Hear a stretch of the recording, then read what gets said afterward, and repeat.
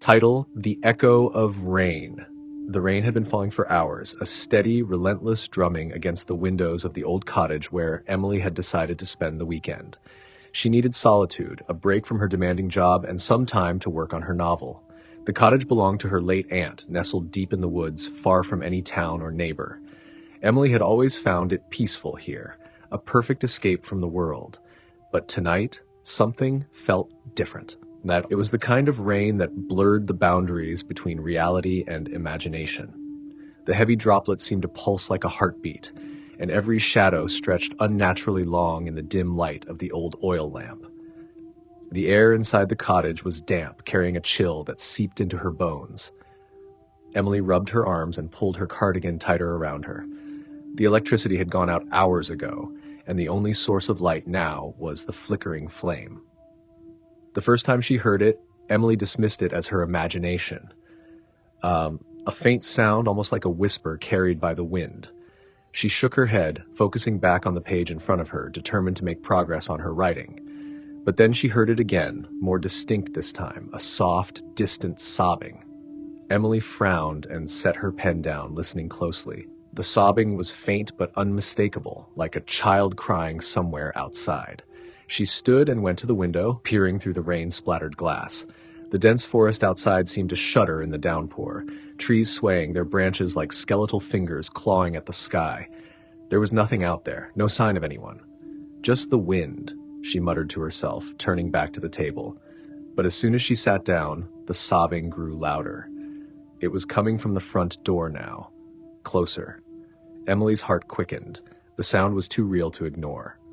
She grabbed the lamp and made her way to the door, every creak of the floorboards echoing in the silence. Her hand hesitated on the doorknob. What if it was someone who needed help? A child lost in the storm, perhaps? But deep inside, something told her that was not the case. The sobbing grew louder still, as if in response to her hesitation. She took a deep breath and opened the door. There was no one there, just the rain pouring down in sheets, creating a curtain of water that obscured everything beyond a few feet. She leaned out, holding the lamp high, its light barely piercing the darkness. "Hello?" she called out. Her voice sounded small and uncertain against the relentless rain. No answer, just the sobbing. It seemed to move now, circling the cottage, like something unseen was walking through the rain. Emily's heart pounded in her chest. She slowly closed the door, securing the latch with trembling fingers. She stepped back, trying to steady her breath. Maybe she was tired, her mind playing tricks on her. But then she saw it. A set of muddy footprints, small and wet, leading from the door into the middle of the living room. Her breath caught in her throat. She hadn't noticed them before, and they certainly hadn't been there when she first came in. The sobbing grew louder, more insistent, coming from all around her now. Emily's skin prickled with cold fear. She grabbed the lamp and followed the footprints, her footsteps mirroring the pattern of the prints on the wooden floor. They led to the fireplace, where they abruptly stopped. And then, suddenly, silence. The sobbing ceased, as if it had been cut off by an unseen hand. The only sound now was the rain pounding against the windows. Emily swallowed hard, glancing around the room, her eyes wide. "Who's there?" she whispered, her voice barely audible. A faint rustle came from the shadows near the fireplace. Emily swung the lamp around, the light flickering as if fighting against the darkness. She saw nothing at first, just the old brick hearth and the pile of logs beside it. But then, out of the corner of her eye, she noticed a figure, small and hunched, just beyond the edge of the light. "Hello?" she whispered again, her voice trembling. The figure slowly stepped into the light. It was a little girl, no older than 8, her clothes dripping wet, her hair plastered to her face. Her eyes were wide and vacant, staring straight at Emily. The girl's lips trembled, and she let out a low, guttural sob. Emily's blood ran cold. She stepped back, almost tripping over the chair behind her. Who are you?" she stammered. The girl didn't answer. She just stood there, her mouth opening and closing as if trying to speak, but no words came out, only that awful, choked sobbing. Emily felt a surge of panic. She didn't know what to do. She couldn't move, couldn't breathe. Her instincts screamed at her to run, to get out of the house, but she was frozen. Then, in a voice so quiet it was almost drowned out by the rain, the girl spoke. "Why won't you let me in?" Emily blinked, confusion cutting through her fear. Let you in? But you're already... Before she could finish, the girl's form flickered like a bad television signal, and then she was gone. The room fell silent again, and the rain seemed to grow louder, more aggressive, hammering against the roof and windows. Emily stumbled back, her mind racing. Had she imagined it? Was she losing her mind? She turned to look at the door, and her heart nearly stopped.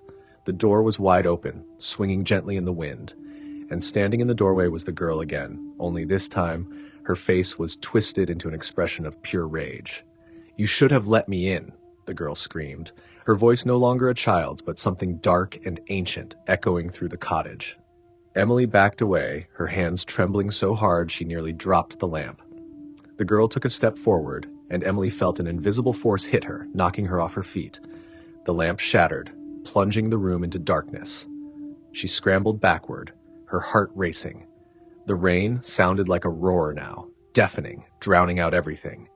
She heard footsteps, slow and deliberate, approaching her. Then everything went quiet. The rain stopped, the footsteps stopped, and Emily felt a cold breath against her ear, a whisper, barely audible, "You're in my house now."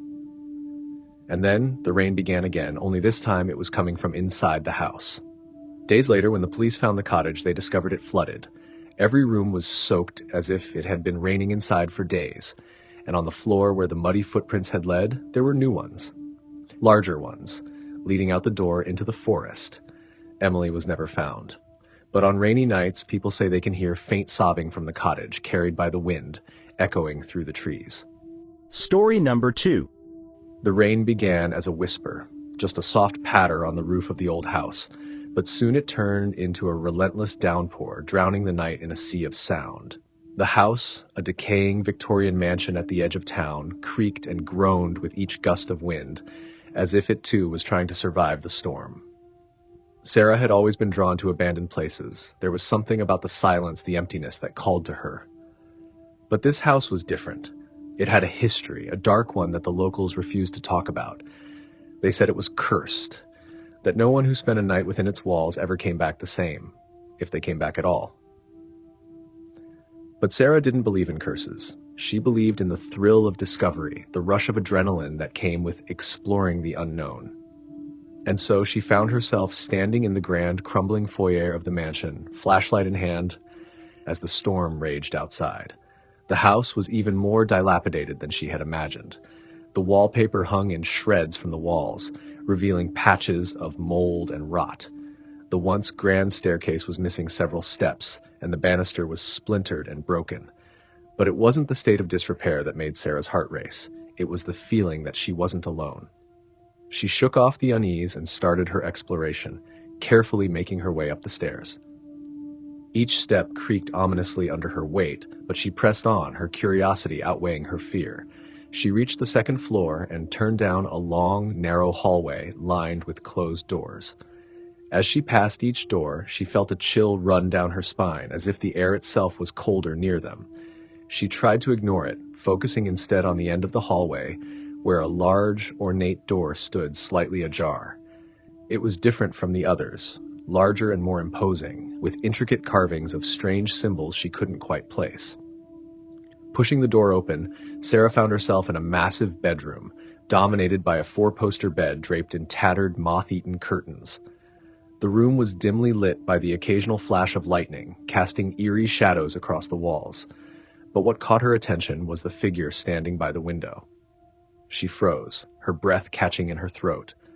The figure was tall and gaunt, dressed in what appeared to be an old-fashioned suit.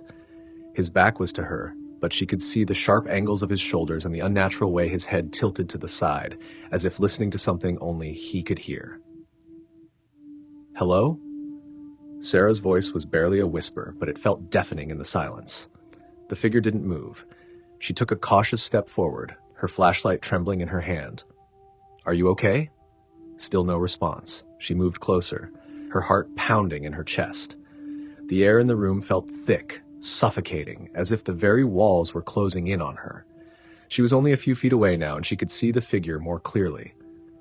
His skin was pale, almost translucent, and his hair was thin and gray, hanging limply around his face. "Sir?" She tried again, reaching out a hand. The figure turned slowly, unnaturally, until he was facing her. Sarah gasped, stumbling back in horror. His eyes were hollow, empty sockets that seemed to suck in the light. His mouth was twisted into a grotesque smile, revealing teeth that were sharp and too long. Before she could scream, the figure spoke, his voice a raspy whisper that sent chills down her spine. "He's watching you." Sarah's blood ran cold. "Who's watching me?" The figure's smile widened, and he raised a skeletal hand to point at the window. "He's always watching."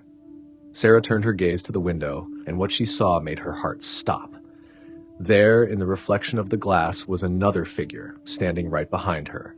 Tall, shadowy, and faceless, it loomed over her, its presence filling the room with a palpable sense of dread. She spun around, but there was no one there. The room was empty, save for the gaunt figure by the window, who was now laughing, a low, guttural sound that echoed in the confined space.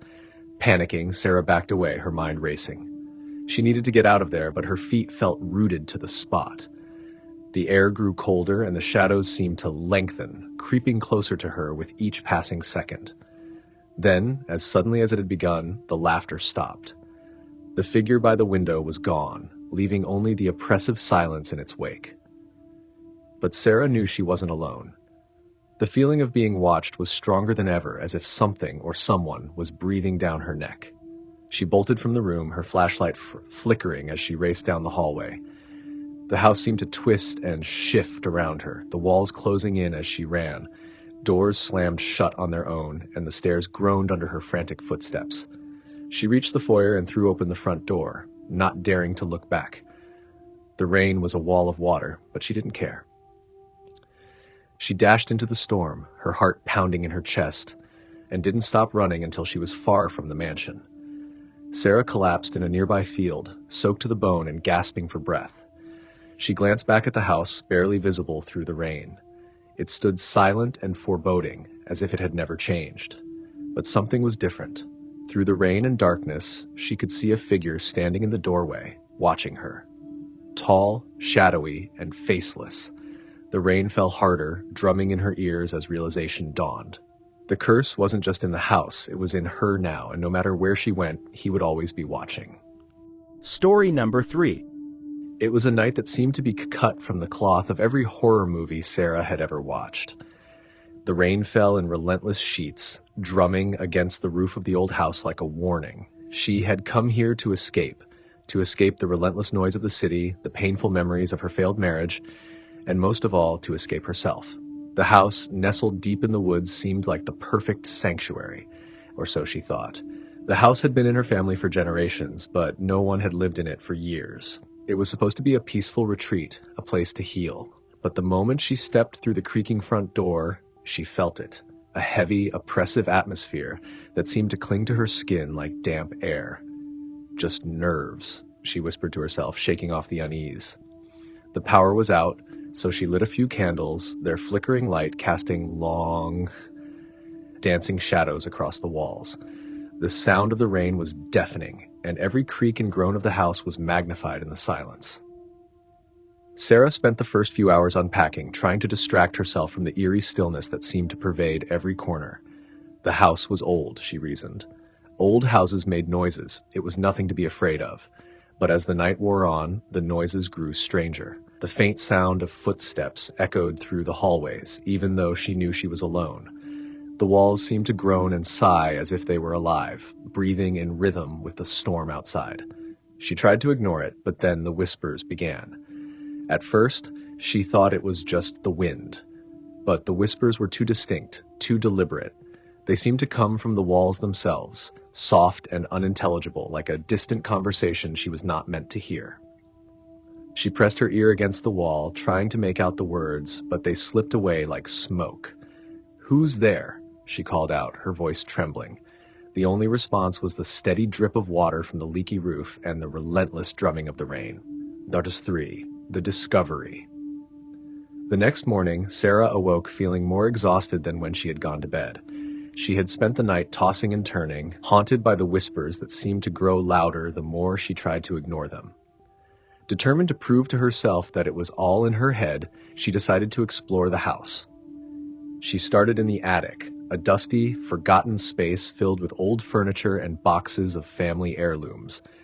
As she rummaged through the clutter, she found a small leather-bound journal tucked away in an old trunk. It belonged to her great-grandmother, who had lived in the house many years ago. Curiosity piqued, Sarah sat down and began to read.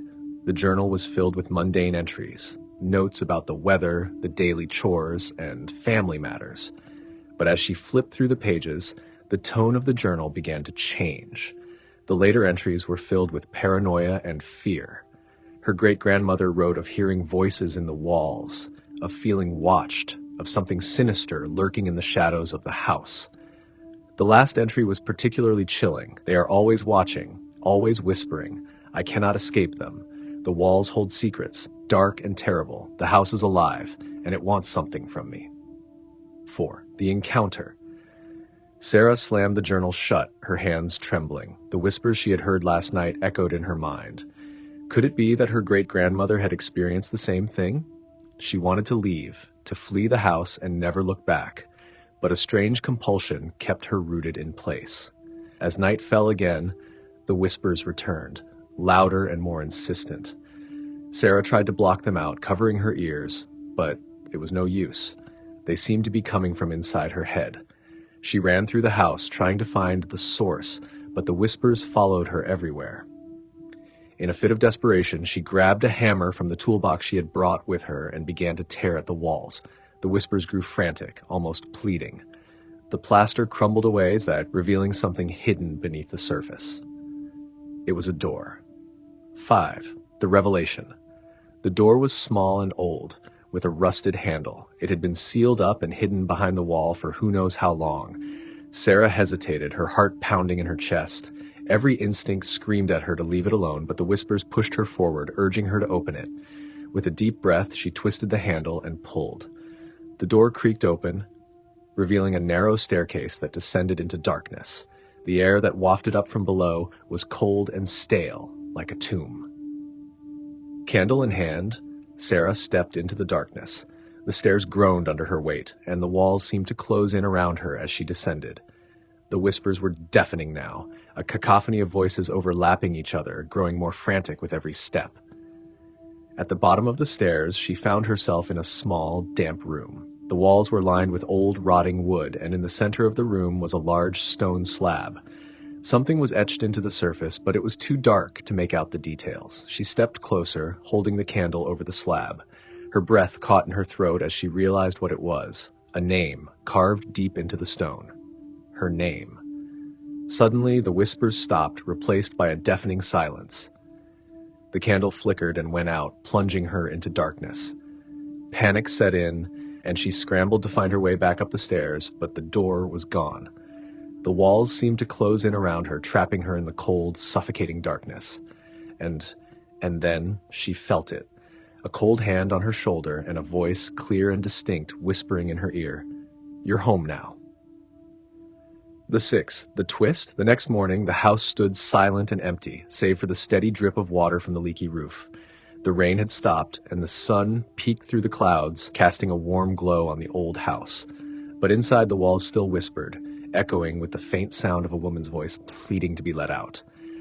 And in the attic, tucked away in the dusty old trunk, a new journal lay open, the ink still fresh on the final entry. I can hear them now, the voices in the walls. They know my name.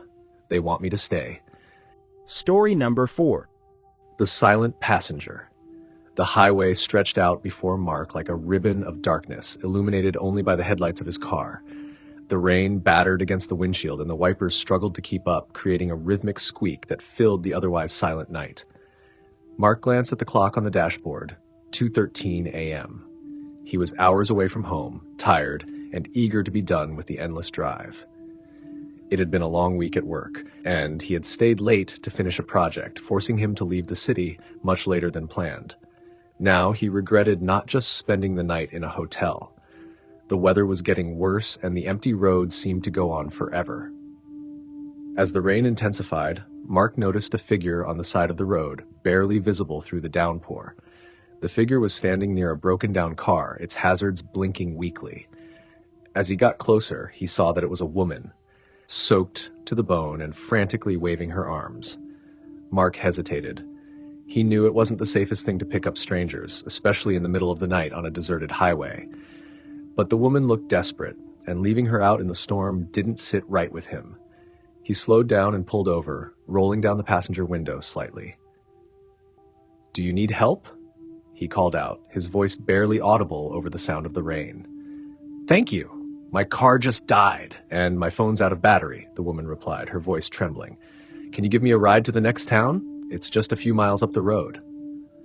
Mark hesitated for only a moment before unlocking the door. "Get in." The woman hurriedly climbed into the car, dripping water all over the seat. She was pale, her clothes clinging to her thin frame, and her long hair hung in wet strands around her face. She smiled weakly at Mark as she buckled her seatbelt. "Thank you so much," she said, her voice barely above a whisper. I was beginning to think no one would stop. "It's no problem," Mark replied, pulling back onto the highway. "I'm heading that way anyway. We'll be there in no time." The woman nodded and fell silent, staring out the window as the rain continued to pour. Mark glanced at her occasionally, trying to make conversation, but she seemed distant, her mind elsewhere. After a few attempts at small talk, he gave up and focused on the road. As they drove, Mark couldn't shake the feeling that something was off. The woman hadn't told him her name, and the way she sat, so still and quiet, unnerved him. He told himself he was just tired, that the rain and the late hour were playing tricks on his mind. But then, he noticed something strange. The car's interior was growing colder, the kind of cold that seeped into your bones. He reached out to adjust the heater, but it was already on full blast. He glanced at the woman, but she didn't seem to notice, still staring out the window with that vacant expression. Mark's unease grew with each passing mile. The road was completely deserted, no other cars, no signs of life. It was as if they were the only two people left in the world. And the woman, she hadn't moved an inch since she got in. She just sat there, unblinking, her breath barely fogging up the glass. Finally, Mark couldn't take it anymore. "Are you sure you're okay?" he asked, trying to keep his voice steady. "You're awfully quiet." The woman slowly turned to look at him, and Mark's blood ran cold. Her eyes were wide and unseeing, like she was staring straight through him. Her skin, already pale, seemed almost translucent in the dim light of the dashboard. "Didn't you hear me?" she whispered, her voice raspy. "He's coming." Mark felt a chill run down his spine. "Who's coming? What are you talking about?" She didn't answer. Instead, she reached out and grabbed his arm, her grip icy cold. "You have to keep driving. Don't stop. No matter what you see, don't stop." Mark's heart raced as he tried to shake off her grip. "What the hell are you talking about?" But the woman's expression remained blank, her eyes wide with fear. "He's coming for you, too." Suddenly, the car's headlights flickered and the engine sputtered. Mark cursed under his breath, slamming his foot on the gas, but the car slowed down as if something was dragging it back. He glanced in the rearview mirror and his heart nearly stopped. A figure was standing in the middle of the road behind them, tall and shadowy, its face obscured by the darkness. It didn't move, didn't flinch, but Mark could feel its gaze on him, boring into him through the rain and the night. Panic set in, and Mark tried to accelerate, but the car seemed stuck, moving only at a crawl. The figure was getting closer, even though it hadn't taken a step. It was as if the darkness itself was pulling it toward them.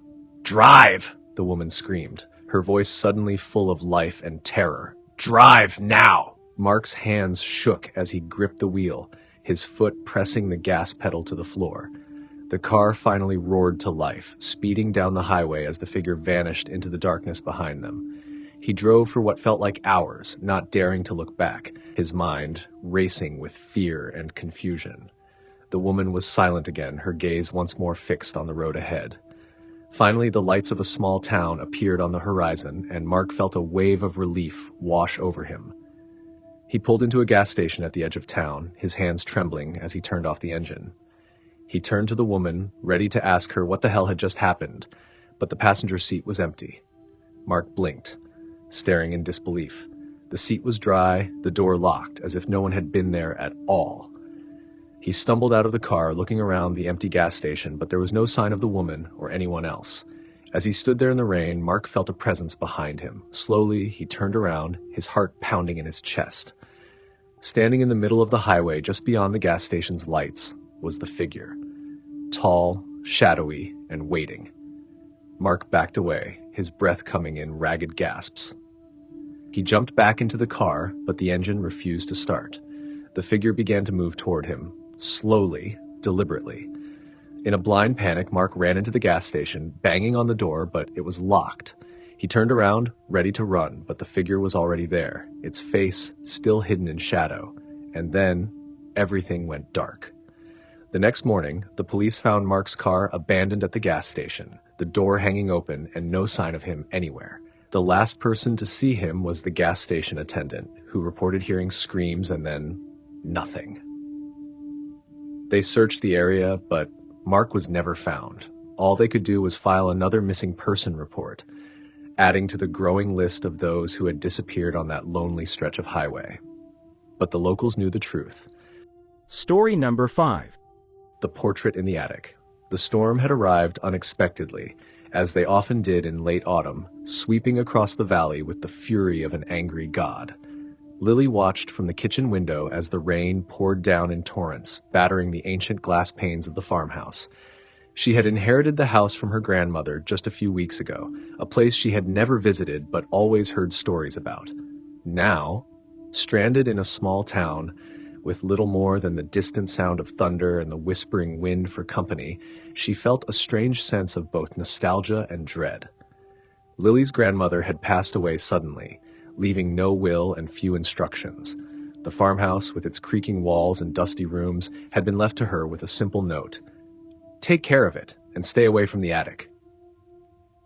The warning had struck her as odd, but she had dismissed it as the ramblings of an old woman. Tonight, however, with the storm raging outside, the words came back to her, clawing at her mind.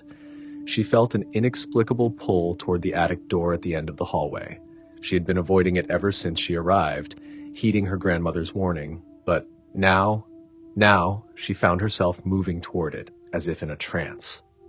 The house groaned as the wind howled through the eaves, and the faint sound of rain tapping against the window became louder, more insistent. Lily paused at the bottom of the narrow staircase that led to the attic.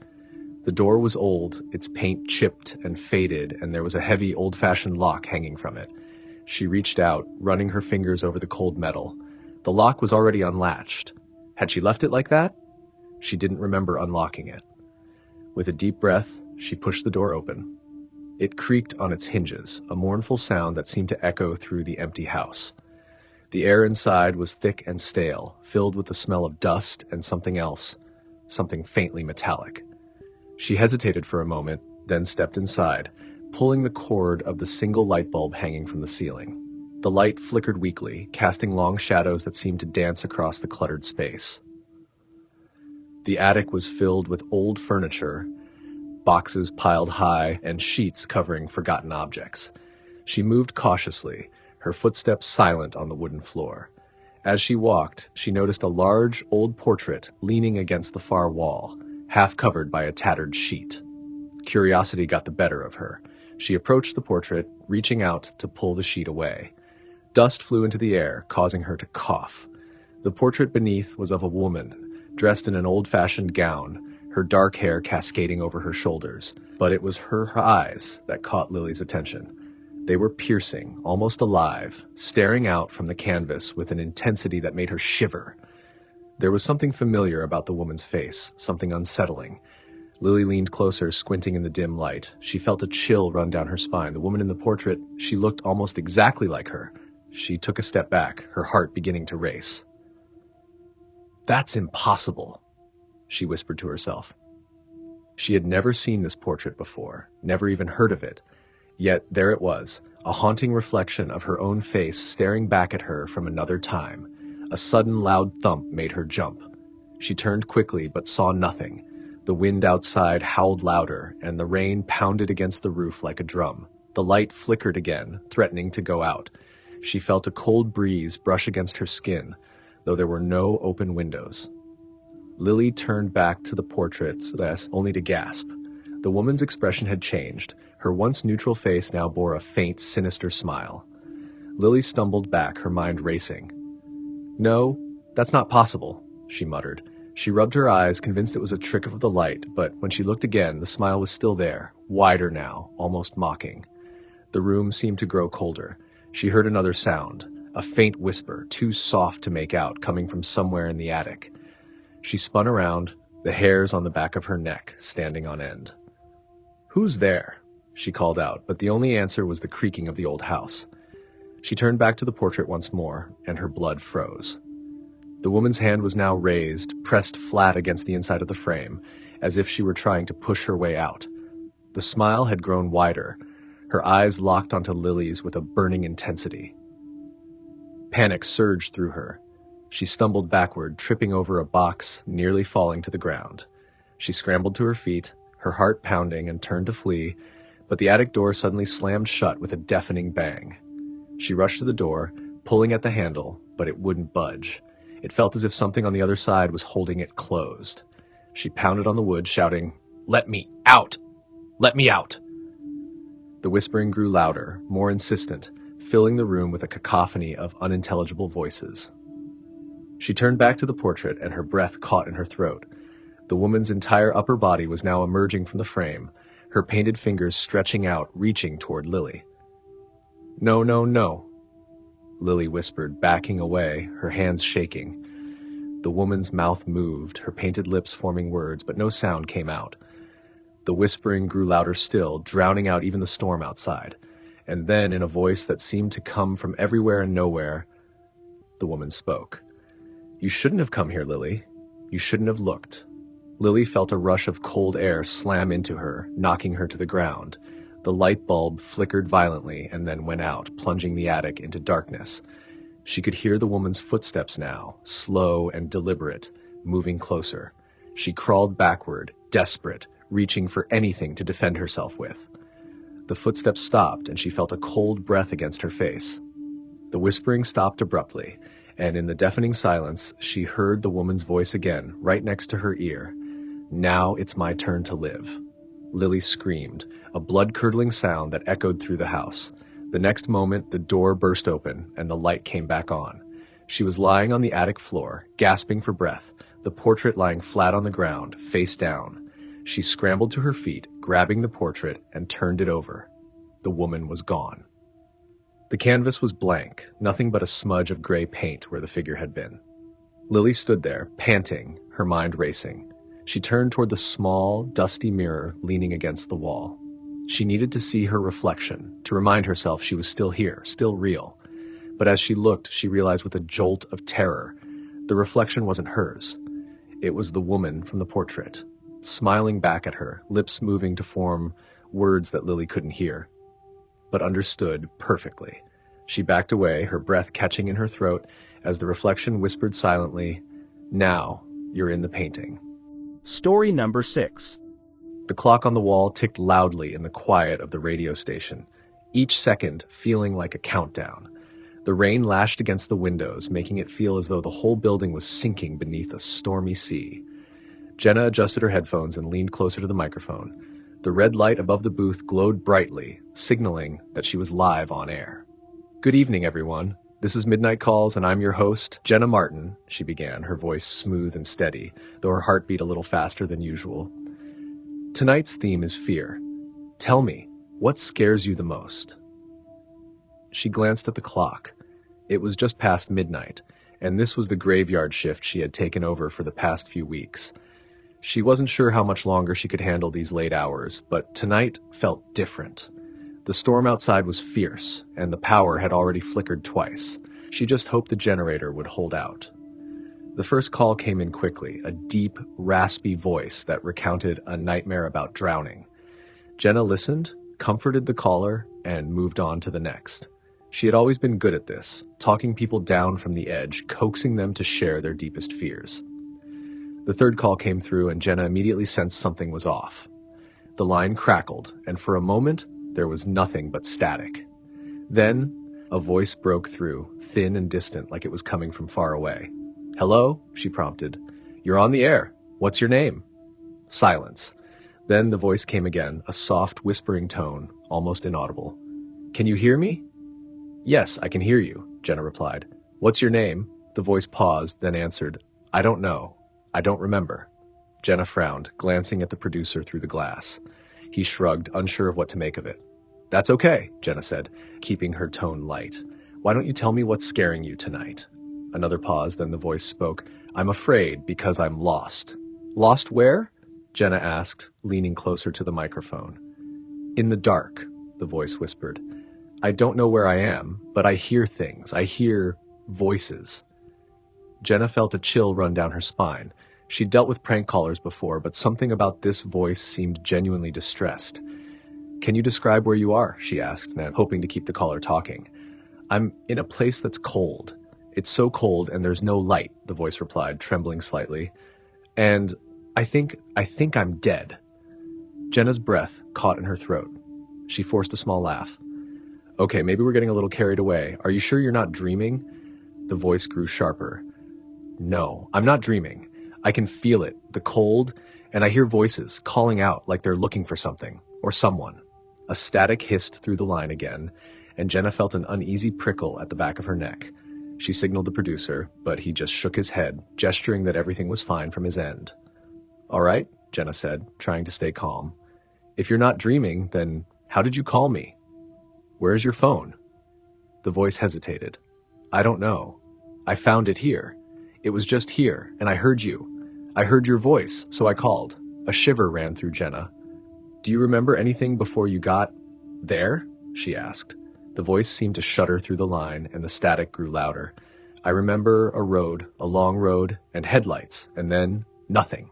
Just darkness, and the voices, they're closer now. The phone line crackled again, and Jenna felt a wave of nausea.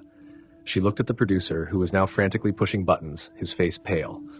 Are you still there? She asked, her voice shaky. The voice came back, clearer than before, but there was something wrong with it now, a metallic edge. Yes, but they're here too. I can see them. They're looking for me. And I think they want to take me.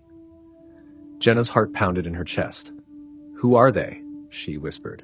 The voice replied, low and terrified. The lost ones, the ones who never found their way. They want me to join them. Suddenly the line went dead. Jenna sat back, her pulse racing. She glanced at the producer, who was frantically checking the equipment. What just happened? She asked, feeling a sense of dread settle in. Before he could answer, another call came through. Jenna hesitated, but then reached for the button. Hello, you're on the air. There was a pause, then the same voice as before, but now it was fainter, more desperate. Please, help me. They're getting closer. Jenna's skin prickled with fear. Where are you? She demanded, feeling a rising panic. I don't know, the voice cried. But there's a light. I think I see a light. Go toward the light, Jenna urged, almost shouting. Move toward it. There was a moment of silence, then the sound of heavy breathing, like the caller was running. Jenna could hear the faint echoes of other voices in the background, distant, pleading. I'm trying, but it's getting darker. The line hissed with static again, then cut out entirely. Jenna sat frozen, her heart racing. She looked at the producer, who was staring at her, wide-eyed. What the hell was that? She asked, her voice barely a whisper. Before he could answer, the phone rang again. Jenna stared at it, dread pooling in her stomach. The light blinked on and off, almost rhythmically, as if beckoning her to answer. With a trembling hand, she pressed the button. Hello? There was no voice this time, only a low, crackling static like a bad connection. Then, slowly, she heard it. A faint whisper, just like before. I see the light, but it's moving away. It's gone. Jenna swallowed hard. Keep going, she urged. Don't stop. Just keep moving. I think I'm already... The line went dead again. Jenna pulled off her headphones, her hands shaking. She turned to the producer. Story number 7. The farmhouse had stood empty for years, its once white paint now faded and peeling. Surrounded by thick woods, it was a place the locals avoided, a relic of a past no one wanted to remember. But to Jacob, it was a dream come true, a secluded place to start over, far from the noise and chaos of the city. He had always wanted a quiet life, and when he found the farmhouse listed for an unbelievably low price, he couldn't resist. The realtor had been evasive when he asked about the house's history, but Jacob didn't care. He was too eager to move in, to settle down in a place he could call his own. The first few days were spent cleaning and repairing the old house. It was a lot of work. But Jacob didn't mind. There was something peaceful about the solitude, the way the world seemed to fall away when he was there. The only sounds were the chirping of birds, the rustling of leaves, and the occasional creak of the house as it settled. But as the days passed, Jacob began to notice things he hadn't before. Odd noises in the middle of the night, like footsteps or the sound of furniture being dragged across the floor. He chalked it up to the house's age, to the way old buildings tended to make their own music. Then there was the cellar. Jacob had found the door to the cellar on his second day in the house. It was hidden beneath a large, heavy rug in the living room, a solid wooden door with a large iron ring for a handle. It struck him as odd that it was covered, almost as if someone wanted to forget it was there. But he was too busy with other repairs to investigate, so he left it alone. But the door lingered in his thoughts, and each time he passed through the living room, he felt its presence beneath the rug, waiting. Finally, curiosity got the better of him. One evening, after a long day of work, Jacob decided to take a look. He moved the rug aside, revealing the door in the floor. The iron ring was cold and heavy in his hand as he pulled the door open, revealing a steep set of stairs descending into darkness. A musty smell wafted up from the cellar, a scent of damp earth and decay. Jacob hesitated, peering into the blackness below. The beam of his flashlight revealed stone steps slick with moisture, leading down into what looked like a small, cramped space. He took a deep breath and started down the stairs. The steps creaked under his weight, and the air grew colder the deeper he went. The cellar was smaller than he expected, little more than a dirt floor and stone walls, with a few rotting wooden beams supporting the ceiling. At first glance, it seemed empty, just another part of the old house that had been forgotten. But as Jacob's eyes adjusted to the dim light, he noticed something in the far corner of the room, an old wooden chest covered in dust and cobwebs. His heart quickened as he approached the chest, the thrill of discovery overriding his unease. It was heavy, with iron hinges that were rusted and a lock that was broken. He knelt beside it, his fingers trembling as he lifted the lid. Inside, he found old papers, yellowed and brittle with age, and a few small trinkets, a pocket watch, a silver hairpin, and a photograph. The photo was of a family, a man and a woman with two small children standing in front of the farmhouse. They were smiling, but there was something in their eyes, something that made Jacob's skin crawl. As he studied the photo, the temperature in the cellar seemed to drop further, and the darkness pressed in around him. A sense of dread settled over him, but he couldn't tear his eyes away from the photo. There was something wrong with it, something he couldn't quite put his finger on. Then he heard it, a soft, shuffling sound, like someone moving in the darkness behind him. Jacob froze, his heart pounding in his chest. He slowly turned, his flashlight cutting through the thick blackness, but there was nothing there, only the damp stone walls and the stairs leading back up to the house. He let out a shaky breath, laughing nervously at himself. "It's just an old house," he muttered. "Nothing to be afraid of." But as he turned back to the chest, the shuffling sound came again, louder this time, closer. Jacob's breath caught in his throat as he slowly raised the flashlight, its beam trembling as it illuminated the far corner of the cellar, and there, emerging from the shadows, was a figure. It was a man, dressed in ragged clothes that hung off his gaunt frame. His skin was pale, almost gray, and his eyes were sunken, black pits. He moved slowly, dragging one foot behind him, his eyes locked on Jacob. Jacob stumbled back, his mind racing. He hadn't heard anyone come down the stairs, hadn't seen any sign of another person. But there he was, moving toward him with a slow, deliberate pace. Who are you?" Jacob stammered, his voice shaking. The man didn't answer. He just kept moving closer, his eyes fixed on Jacob with an intensity that made his blood run cold. Jacob backed away, his flashlight flickering as he tripped over the stairs.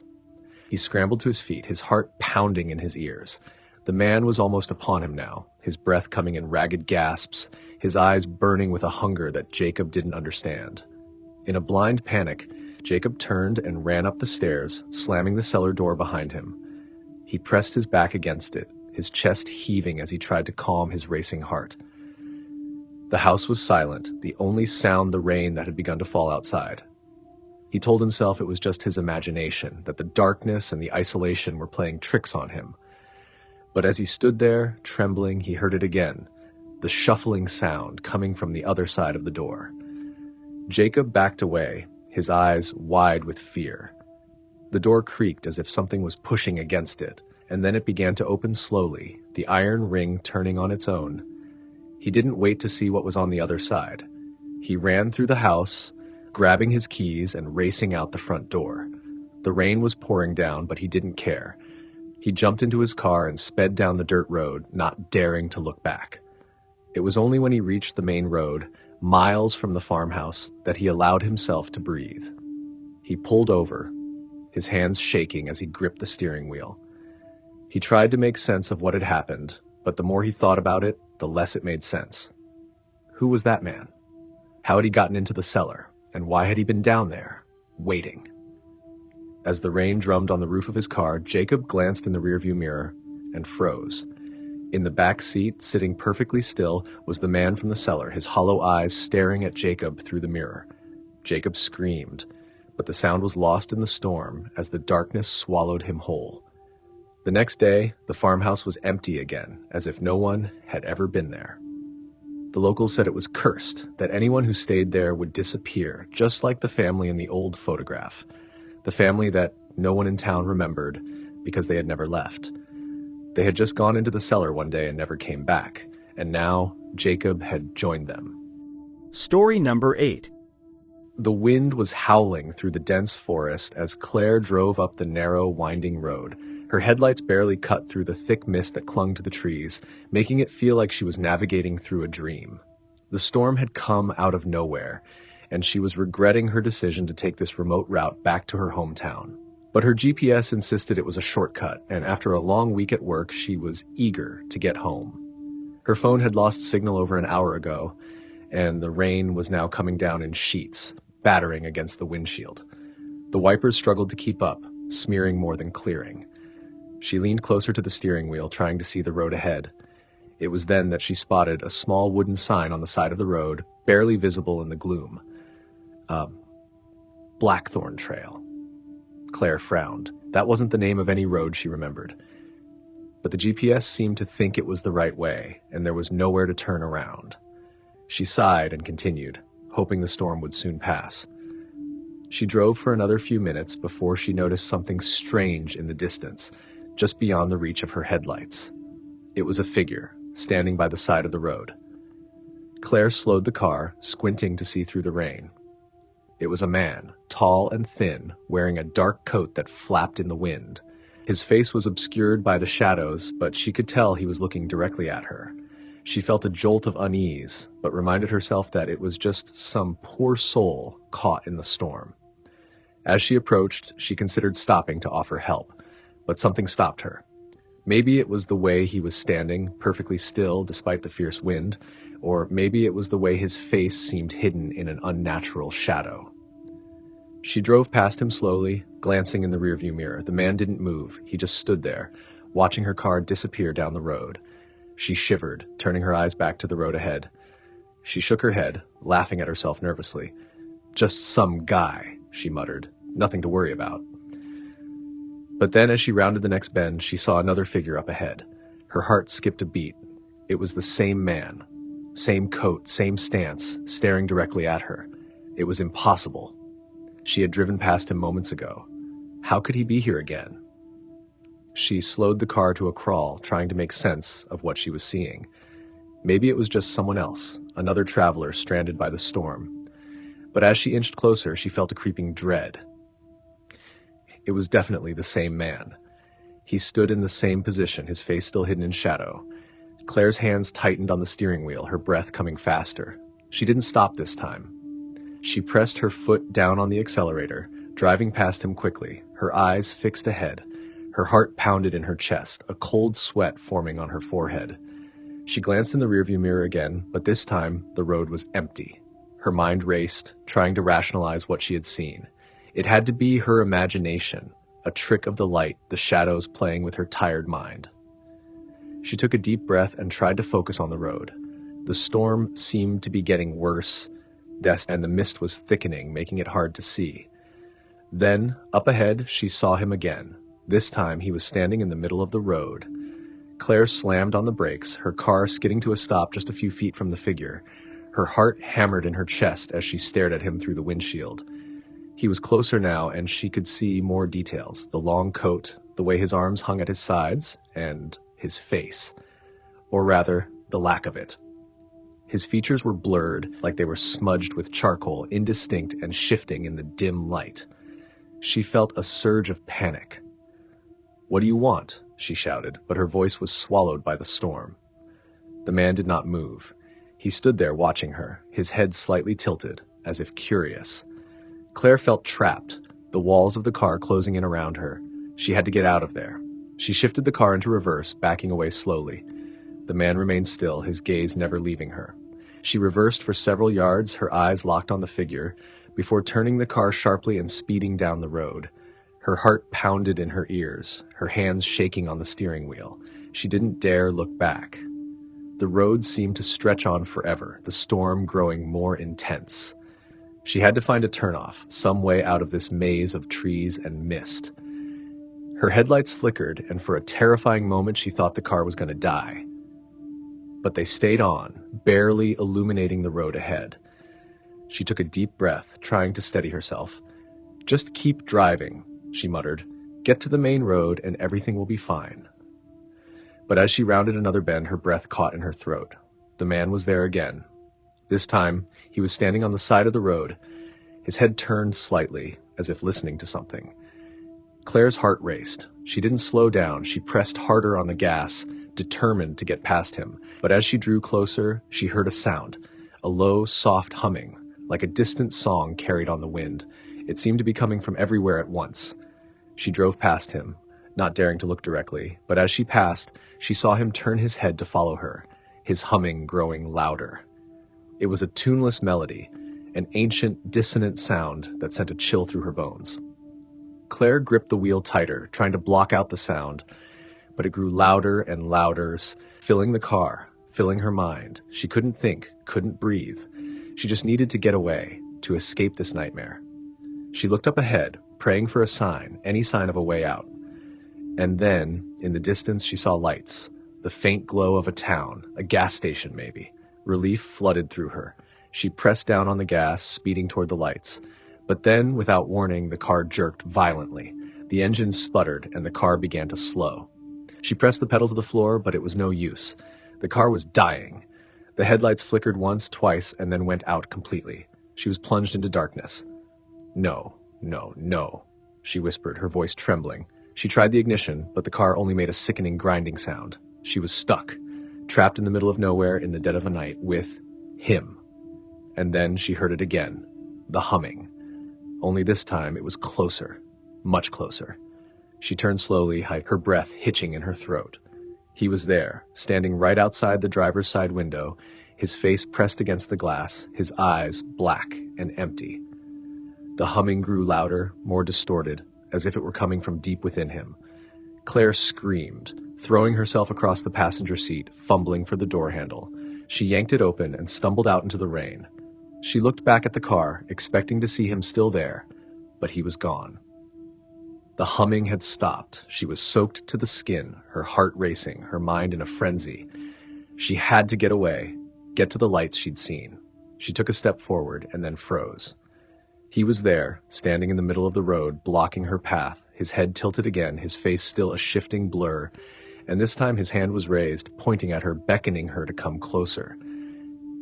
Claire felt her knees weaken. She wanted to scream, but no sound came out.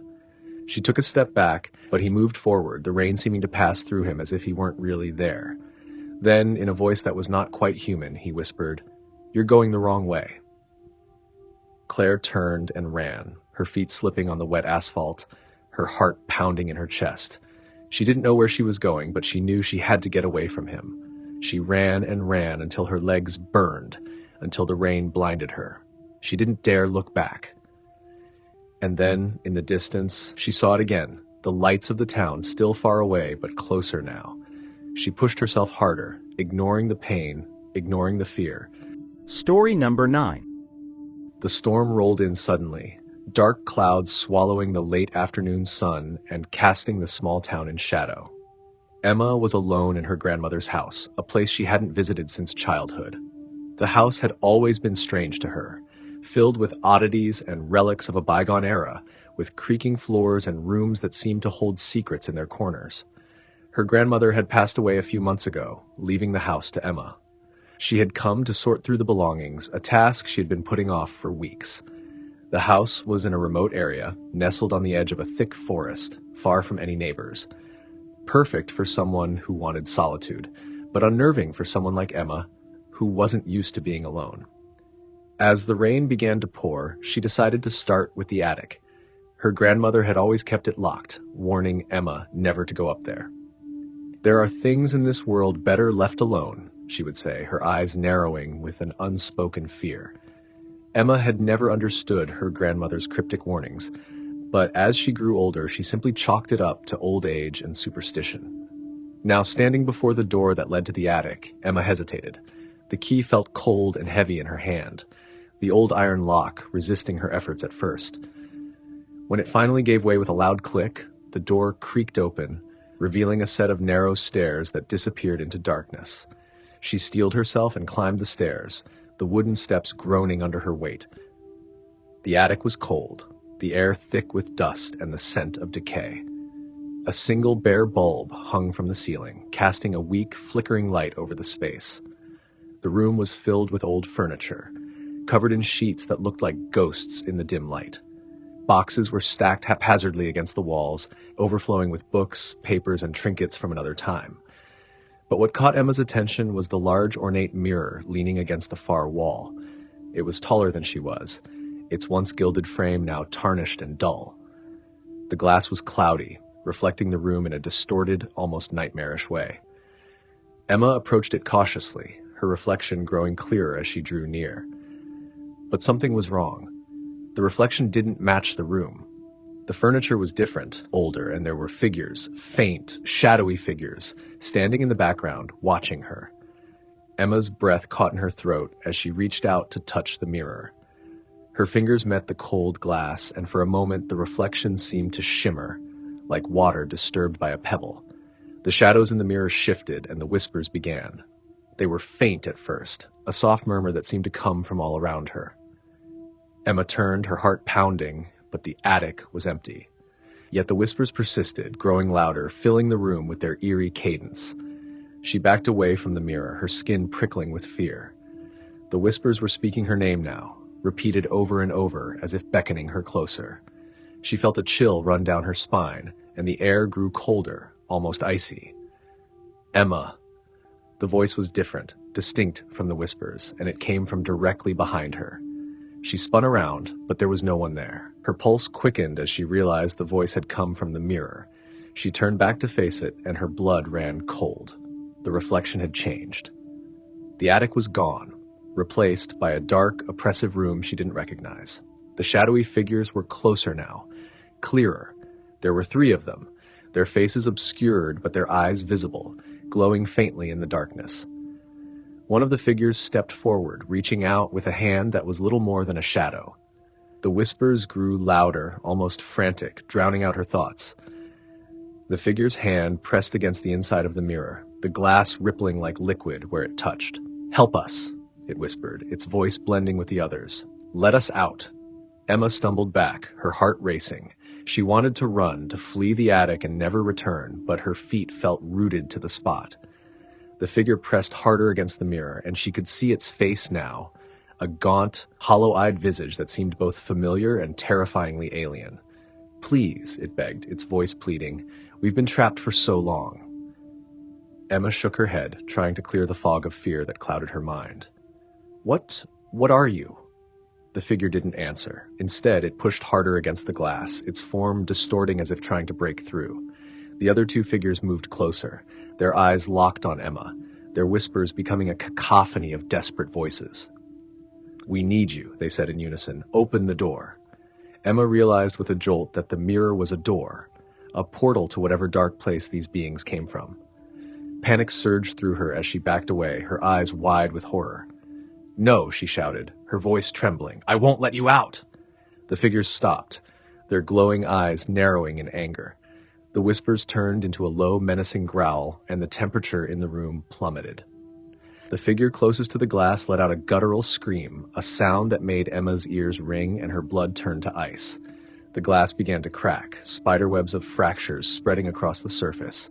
The figures pounded on the mirror from the inside, their distorted faces contorted with rage.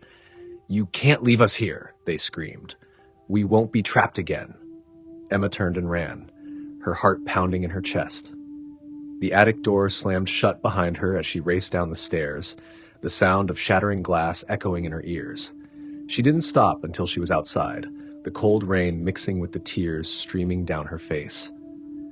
She fumbled with her phone, dialing the number of the realtor who had sold her the house. The phone rang and rang, but no one answered. Desperate, she called again, but still no response. She was about to try a third time when a sudden movement in the attic window caught her eye. She looked up and her blood ran cold. The figures were there, staring down at her from behind the glass. Their eyes glowed faintly in the darkness, and even from the ground, she could hear their whispers. "Emma."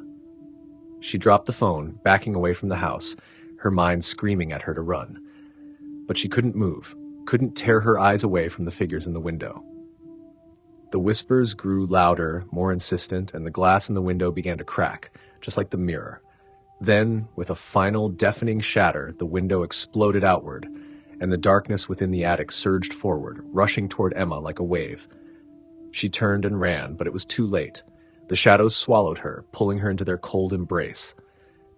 The house stood silent and dark, the storm raging on. Inside, the mirror lay shattered on the floor of the attic, its pieces scattered among the dust and debris. But the whispers continued, faint and distant, echoing through the empty rooms. And in the reflection of the broken glass, 3 shadowy figures watched, waiting for the next soul to unlock the door. Story number 10. The rain fell steadily against the window panes, tapping in a constant rhythm that almost felt like a heartbeat. May sat at her desk, surrounded by stacks of old books and half-burnt candles, their flickering flames casting long, twisting shadows on the walls of her small apartment. It was late, far too late for reading, but she was restless. Something had been nagging at her all night, an unease she couldn't quite place. She flipped another page in the dusty journal she had found at a second-hand shop the previous week. The leather-bound cover was cracked, the pages yellowed with age. Inside, it was filled with cramped, spidery handwriting, the journal of a woman named Eliza Moore, dated 1893. May had been fascinated from the moment she opened it. Eliza had been a local seamstress, but her journal was filled with strange entries, notes on rituals, folk charms, and superstitions. May ran her finger down the page, tracing the words as she read aloud.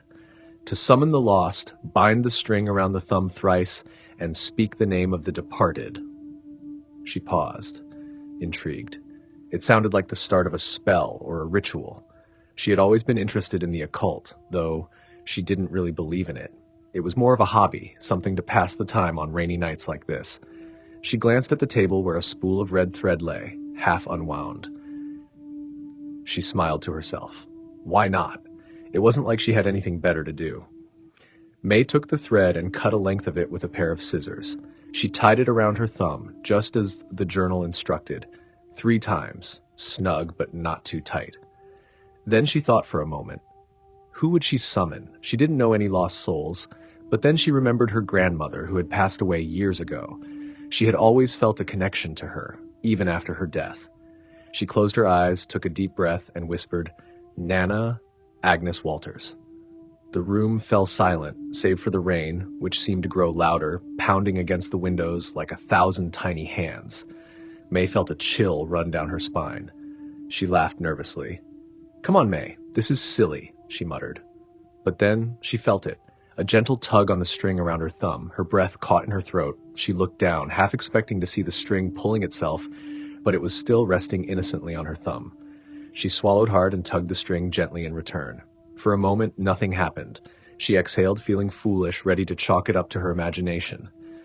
But then she felt another tug, this one firmer, more deliberate. May's heart began to race. Was it possible? No, it couldn't be. "Nana," she whispered, feeling ridiculous. Is that you?" The string tugged back, hard enough to pull her thumb slightly. May's pulse quickened. This was insane. She was alone in her apartment, playing with a piece of string. And yet, something in the room felt different now, like the air had grown thicker, heavier. She stared at the string, her mind racing. "Okay," she whispered, her voice shaky. "If this is you, give me 2 tugs." A second passed, then 2 sharp tugs, one after the other. May gasped, her hand flying to her mouth. Her heart was pounding so hard she could hear it in her ears. This wasn't possible. She glanced around the room, half expecting to see someone standing there, but it was just her, the books, and the flickering candles. She hesitated, then asked, Are you okay?" This time there was a long pause. The room felt colder, the rain louder, almost deafening. Finally she felt a single tug, slow, deliberate, almost sad. May's skin prickled with goosebumps. "Do you need help?" she whispered. 2 tugs, quick and desperate. Her hand trembled, and she felt a growing sense of dread. How can I help you?" The string pulled again, harder this time, almost yanking her hand forward. May stood, gripping the thread tightly. She felt as though she was being drawn toward something she couldn't see. She resisted the pull, her breath coming in quick, shallow gasps. Then the string went slack, hanging limply from her thumb. She let out a shaky breath, relieved but confused. Had she imagined the whole thing? But the journal had been so clear. She glanced back at it, flipping to another page, searching for answers. As she read, her blood ran cold. "Be warned," it said in slanted handwriting. "The string connects the living to the lost, but the connection is 2 ways. What you call upon may also call upon you." May stared at the words, her mouth dry. She yanked the string off her thumb, dropping it to the floor like it was a live wire. She had felt something, she was sure of it now. But if what she called could also call her thoughts were interrupted by a soft rustling sound. She froze, listening. The rustling grew louder, coming from the corner of the room. Slowly she turned her head, her eyes widening in horror. There in the corner was the spool of red thread. It was unraveling itself, the string moving across the floor, slowly, steadily, as if being pulled by an invisible hand. May backed away, her heart hammering in her chest. No, this isn't real," she whispered, but the thread kept moving, inching closer to her. And then she saw it, the end of the string. It was frayed, broken, and trailing something dark and wet, something that looked like blood. May stumbled back, knocking over a chair. The string stopped, then began to move upward, curling like a snake, climbing up her leg. She screamed, kicking it away, but it kept coming, winding itself around her ankle, then her calf. Desperate, she grabbed the scissors from the table and began cutting at the string. But every time she severed it, it seemed to grow longer, more of it appearing from the shadows. The rain outside grew louder, pounding against the windows like it was trying to break through. The candles flickered wildly, then went out, plunging the room into darkness. May felt the string wrap around her wrist now, pulling tighter, the wetness of it seeping into her skin. She struggled, trying to free herself, but it was no use. The string was unyielding, relentless. And then she heard it, a faint whisper coming from somewhere in the dark, a voice she hadn't heard in years, soft and familiar. "May, why did you leave me?" Her heart stopped. "Nana?" she croaked, her voice barely a whisper. The whisper came again, closer now. "I was so cold, so alone." May felt tears streaming down her face. "I'm sorry," she sobbed. "I didn't mean to. I just wanted to." The string pulled harder, yanking her off balance. She fell to the floor, the red thread coiling around her like a living thing, binding her arms, her legs, until she could barely move. And then she felt it, a cold hand on her shoulder, fingers digging into her skin. May's breath hitched in her throat. She couldn't see, couldn't move. The whisper came again, right next to her ear, but it was different this time. Deeper, darker. "You called me back," it said, "but I'm not the one you wanted." Story number 11. The Watcher in the Woods. The cabin was nestled deep within the woods, far from any town or road. It had been in Hannah's family for generations, a place of refuge and retreat. She hadn't been there since she was a child, but after her mother's passing, she found herself drawn back, needing the solace that the cabin offered. It was autumn, and the forest was ablaze with color, the leaves a mix of fiery reds, oranges, and golds. The air was crisp, carrying the scent of pine and earth, and the sound of the wind rustling through the trees was soothing. Hannah arrived just as the sun was setting, casting long shadows over the land. The cabin was exactly as she remembered it, small, with a stone chimney and a wraparound porch. It had always felt safe to her, like a sanctuary hidden away from the world. But as she stepped inside, she felt a strange unease, as if the walls themselves were watching her. She shook off the feeling, blaming it on exhaustion from the long drive.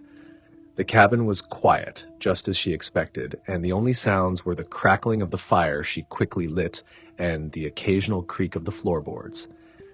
She found comfort in the familiarity of the place, in the old furniture and the smell of wood smoke. After a simple dinner, Hannah settled into the large armchair by the fireplace with a book. The warmth of the fire lulled her into a sense of peace, and for a while she lost herself in the pages. But as the night deepened, the silence grew heavier, almost oppressive. The wind outside picked up, howling through the trees, and with it came a strange sound, something like a whisper carried on the breeze. Hannah paused, her eyes lifting from the book, straining to hear. The whisper came again, faint but unmistakable, as if someone were speaking just outside the cabin. She set the book aside and stood, her heart beating a little faster. Crossing the room, she peered out the window, but all she could see were the shadows of the trees swaying in the wind. She told herself it was just the forest, that she was imagining things. But as she turned away from the window, the whisper came again, clearer this time.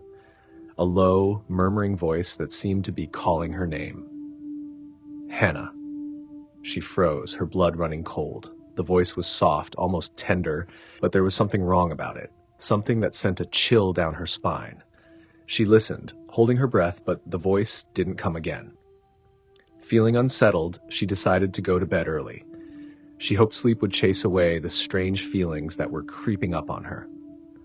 The bedroom was small and cozy, with an old quilt on the bed and a window that looked out into the forest. She closed the curtains tightly before climbing into bed, trying to ignore the unease gnawing at her. But sleep didn't come easily. The whisper lingered in her mind, and every creak of the cabin seemed louder, more ominous. Finally, she drifted off, only to be awakened in the dead of night by a loud thud. She sat up, her heart pounding in her chest. The room was pitch black, the fire in the other room having long since died out. The thud came again, and she realized it was coming from outside, from the woods. A part of her wanted to stay in bed, to ignore the sound and wait for morning. But curiosity, mixed with a growing sense of dread, pulled her out of bed.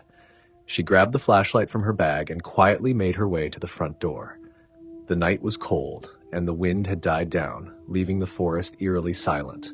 The moon was hidden behind clouds, casting the world in darkness.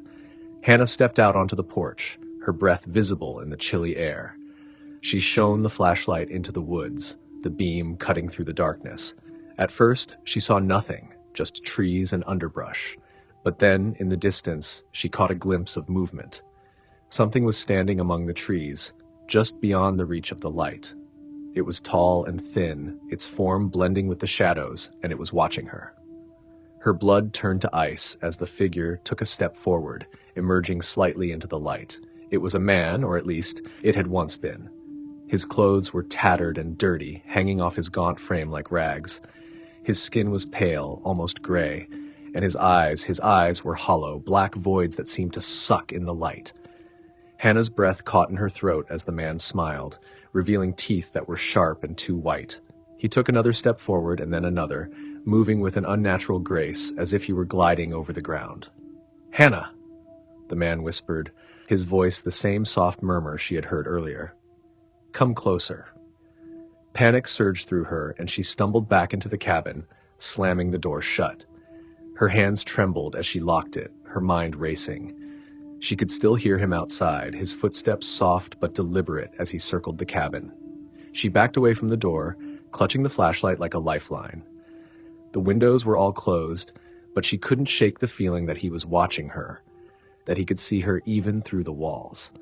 The whisper came again, this time from the back of the cabin. "Hannah, let me in." She shook her head, tears streaming down her face. "Go away," she screamed, her voice breaking. But the whispers only grew louder, more insistent. They were coming from all around her now, as if the very walls of the cabin were speaking. She covered her ears, trying to block them out, but they only grew louder, filling her mind with their dark, seductive tones. "Let me in, Hannah. I've been waiting for you." She ran to the bedroom, slamming the door behind her. She could still hear him, still feel his presence pressing in on her from all sides. The whispers were in her head now, swirling around her thoughts, driving her to the brink of madness. In a desperate bid to silence them, she grabbed the quilt from the bed and wrapped it around herself, curling up on the floor. She squeezed her eyes shut, repeating over and over that it wasn't real, that it was just a nightmare. But the whispers wouldn't stop. They seeped into her mind, whispering secrets, promises, threats. She could see the man in her mind's eye, his hollow eyes staring into her soul, his sharp teeth gleaming in the darkness. And then, as suddenly as they had begun, the whispers stopped. The silence that followed was suffocating, heavy with a presence that made the air thick and hard to breathe. Hannah slowly opened her eyes, her body trembling with fear. The room was quiet, too quiet, and the air was colder than before. She unwrapped herself from the quilt and slowly stood, her legs weak and unsteady. She crept to the window, her breath hitching in her throat as she reached for the curtains. With a trembling hand, she pulled them aside, expecting to see the man standing outside, waiting for her. But the woods were empty, the darkness undisturbed. Relief washed over her, but it was short-lived. As she turned away from the window, something caught her eye. A faint movement in the reflection of the glass. She froze, her heart stopping in her chest. The man was inside the room. He stood behind her, his gaunt face twisted into a grin, his hollow eyes gleaming with malevolent glee. His hand reached out toward her, fingers long and bony, the nails sharp like claws.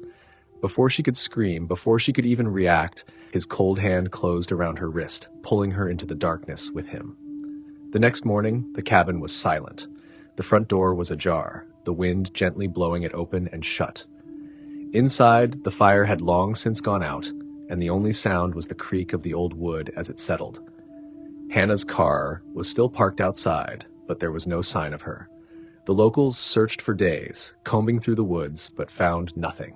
The only clue was the open door and the flashlight lying on the floor of the cabin, its batteries drained, the beams still pointed toward the woods. The cabin remains empty now, a place of eerie silence and lingering fear. And the whispers in the woods continue, growing louder with each passing year, as if the forest itself is calling out for something, or someone lost to the darkness.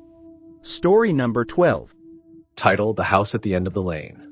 When Lisa inherited the old house at the end of the lane, everyone in town gave her the same look, a mixture of pity and fear. The house had been in her family for generations, but it had sat empty for over 50 years. The townsfolk called it the Silent House, a place where no birds sang and no one dared to tread after dark. Lisa hadn't been back to her hometown in decades. She had moved to the city, built a life for herself, and left the past behind. But after her mother's passing, the deed to the house had come to her, along with a letter in her mother's shaky handwriting. "Lisa," the letter read, "the house has been waiting for you. There is something inside that belongs to you, something I could never face." She should have thrown the letter away, sold the house, and never looked back. But curiosity and a strange sense of obligation pulled her back to the town she had vowed never to return to. The house was exactly as she remembered, large and looming, with cracked windows and ivy creeping up the walls like veins. The front gate creaked on rusty hinges as she pushed it open, stepping into the overgrown garden. The air was thick, heavy with the smell of damp earth and rotting leaves. The rain began to fall, light at first, but soon growing heavier, drumming against the roof like a distant heartbeat. Lisa took a deep breath, clutching the old brass key in her hand. The front door groaned as she unlocked it and pushed it open. The inside smelled of dust and age, and the air was cold, colder than it should have been. She stepped inside, feeling the wood floor creak beneath her feet. The sound echoed through the empty house. The first thing she noticed was the silence. It was profound, unnatural, as if the house were holding its breath. She felt a shiver run down her spine. The hallway stretched before her, dim and shadowy, the only light coming from the broken windows. As she walked deeper into the house, memories flooded back.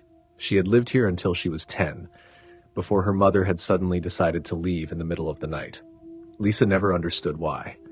They had left everything behind, only taking what they could carry. Her mother had never spoken of it again, and neither had she.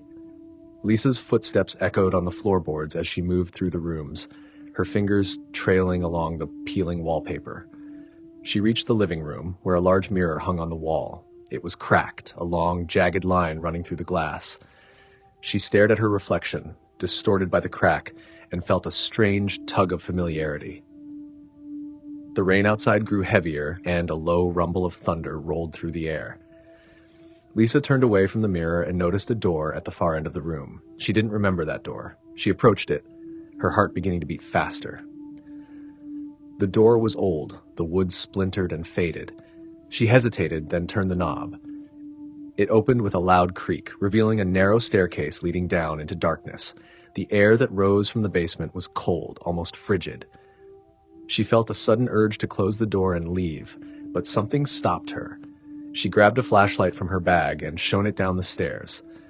The beam of light cut through the darkness, revealing dust-covered steps. She swallowed hard and began to descend, the wooden steps groaning under her weight. The basement was large and empty, with stone walls and a dirt floor. Her flashlight flickered, and she shook it, trying to steady the beam. That was when she saw it, a small wooden chest, sitting in the center of the room. Lisa's heart raced. She walked toward it slowly, her footsteps crunching on the dirt floor. The chest was old, the wood dark and worn, with a simple metal latch. She knelt down and hesitated, her hand hovering over the latch. Her mother's words echoed in her mind. "Something inside belongs to you." She took a deep breath and unlatched the chest, lifting the lid. Inside, she found a collection of old photographs, like all of her as a child. There were dozens of them, but none she remembered being taken. She picked one up and examined it closely. She was standing in front of the house, holding hands with someone, a little boy. She didn't recognize him. His face was pale, his expression blank. She shuffled through the photos one after another, and in every single one, the boy was there. Sometimes he was close to her, other times just in the background, but always there, watching. The boy looked familiar, but she couldn't place him. Then she found a note tucked underneath the photographs. It was written in her mother's handwriting. "Forgive me," it said. "I couldn't save him." A chill ran down her spine. "Save who?" she whispered, her voice trembling. She glanced around the dark basement, suddenly feeling like she wasn't alone. She stood, clutching the photos and the note, and turned to leave. But as she did, she saw something out of the corner of her eye. A movement, a shadow darting across the wall. She swung the flashlight around, but there was nothing there. Her breathing quickened. She started to back away, but then she heard it, a soft whisper coming from the darkness behind her. "Lisa." She froze, her heart pounding in her chest. "Who's there?" she called out, trying to keep her voice steady. The only answer was the whisper, closer now, almost at her ear. "Lisa, why did you leave me?" She spun around, the flashlight beam shaking in her hand. There was nothing there, just the empty room and the shadows dancing on the walls. Her mind raced. Who was the boy in the photographs? Why was he always with her? The whisper came again, louder this time, more insistent. "You promised, Lisa. You promised you wouldn't forget me." Lisa backed up toward the stairs, fear gripping her like a vice. "I don't know you," she shouted, but her voice sounded small and uncertain in the dark. A cold breeze blew through the room, and she felt a hand on her shoulder. She screamed, whipping around, but no one was there. The photos fluttered from her hand, scattering across the floor. She turned and ran up the stairs, her flashlight flickering wildly. As she reached the top, she slammed the door shut, her breath coming in ragged gasps. She leaned against it, trying to calm her racing heart. Then, slowly, she realized something was wrong. The silence had returned, deeper than before. She turned around and her breath caught in her throat. The walls were covered in writing, scrawled in a child's handwriting. Over and over it said, "You promised. You promised." And then, at the end of the hall, she saw him. The boy from the photographs stood there, pale and hollow-eyed, staring at her with a blank expression. He held a small, broken toy in his hand, a toy she recognized, one she had lost when she was a child. "Why did you leave me, Lisa?" He whispered. "Why didn't you come back?" She backed away, shaking her head. "I didn't. I don't remember." He took a step toward her, his voice a low, mournful whisper. "I waited for you, but you never came." Lisa's back hit the wall. The boy was closer now, his face twisted with sadness and anger. "You promised," he said again, his voice rising, becoming a chorus of voices, overlapping, louder and louder. "I'm sorry," Lisa sobbed. "I don't remember. I was just a child." The boy stopped, his expression softening for a moment. Then he smiled, a sad, broken smile. "You will remember," he said softly. "I'll help you remember." And with that, the lights went out. The darkness swallowed her, and Lisa felt the cold hands of the past pulling her down into the silent shadows of the house at the end of the lane, where the forgotten waited. Story number 13. The sound of rain. The rain was relentless that night, a symphony of droplets drumming against the old creaky house that had been forgotten by time. Located on the outskirts of town, the house was surrounded by a dense forest, with twisted trees that seemed to reach out like skeletal hands. People in the town had long whispered about the house, saying it was cursed, haunted by the souls of those who had once lived there. But no one knew for sure. No one had dared to stay long enough to find out. Except for Eleanor. Eleanor was a writer, one who thrived on solitude and silence. When she found the house listed for sale at a dirt-cheap price, she couldn't resist. She needed the quiet, the isolation, to finish her latest novel, and what better place than a house with a haunted reputation? She dismissed the rumors as mere superstition and relished the idea of spending the rainy season tucked away, surrounded by the moody atmosphere the old house offered. On the first night, the rain started. It hadn't stopped since. It had been days now, and the continuous downpour was beginning to get on her nerves. The house, though sturdy, had its fair share of leaks. Buckets and pots lined the floor to catch the water seeping through the roof, creating a discordant melody that played in the background as she typed away on her laptop. Eleanor was deep into her writing when she heard it, a soft, rhythmic tapping coming from somewhere in the house. She paused, fingers hovering above the keyboard, listening intently. The sound was faint, almost drowned out by the rain, but it was there. Tap, tap, tap, tap. She brushed it off as another leak, maybe water finding its way through some crack in the walls. But as the night wore on, the tapping grew louder, more insistent. It seemed to be moving, coming from different parts of the house. At first it was in the kitchen, then the living room, and now it was right outside her bedroom door. Eleanor's heart raced as she approached the door, holding her breath. She opened it slowly, expecting to see a leak, or perhaps a loose shutter blown by the wind. But the hallway was empty, just the old wooden floorboards and faded wallpaper. She sighed in relief, convincing herself that it was her mind playing tricks on her, a result of being alone for so long. She returned to her desk and tried to focus on her work, but the sound persisted. Tap, tap, tap. This time it was coming from above, directly from the attic.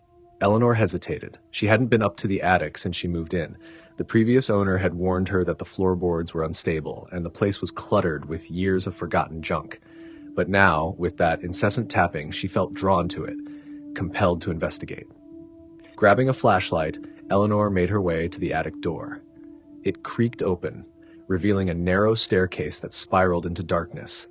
She hesitated for a moment before climbing up, each step groaning under her weight. When she reached the top, she shone her flashlight around, illuminating stacks of old furniture, boxes filled with dusty books, and cobwebs hanging like curtains. The air was thick with the smell of decay, but the tapping had stopped. The attic was silent, except for the sound of rain drumming on the roof. Eleanor scanned the room, her eyes settling on an old wooden chest pushed against the far wall. It was large, with ornate carvings that seemed out of place in such a neglected space. Curiosity getting the better of her, Eleanor approached the chest. As she reached out to open it, the tapping started again, louder and more urgent, as if something was inside, trying to get out.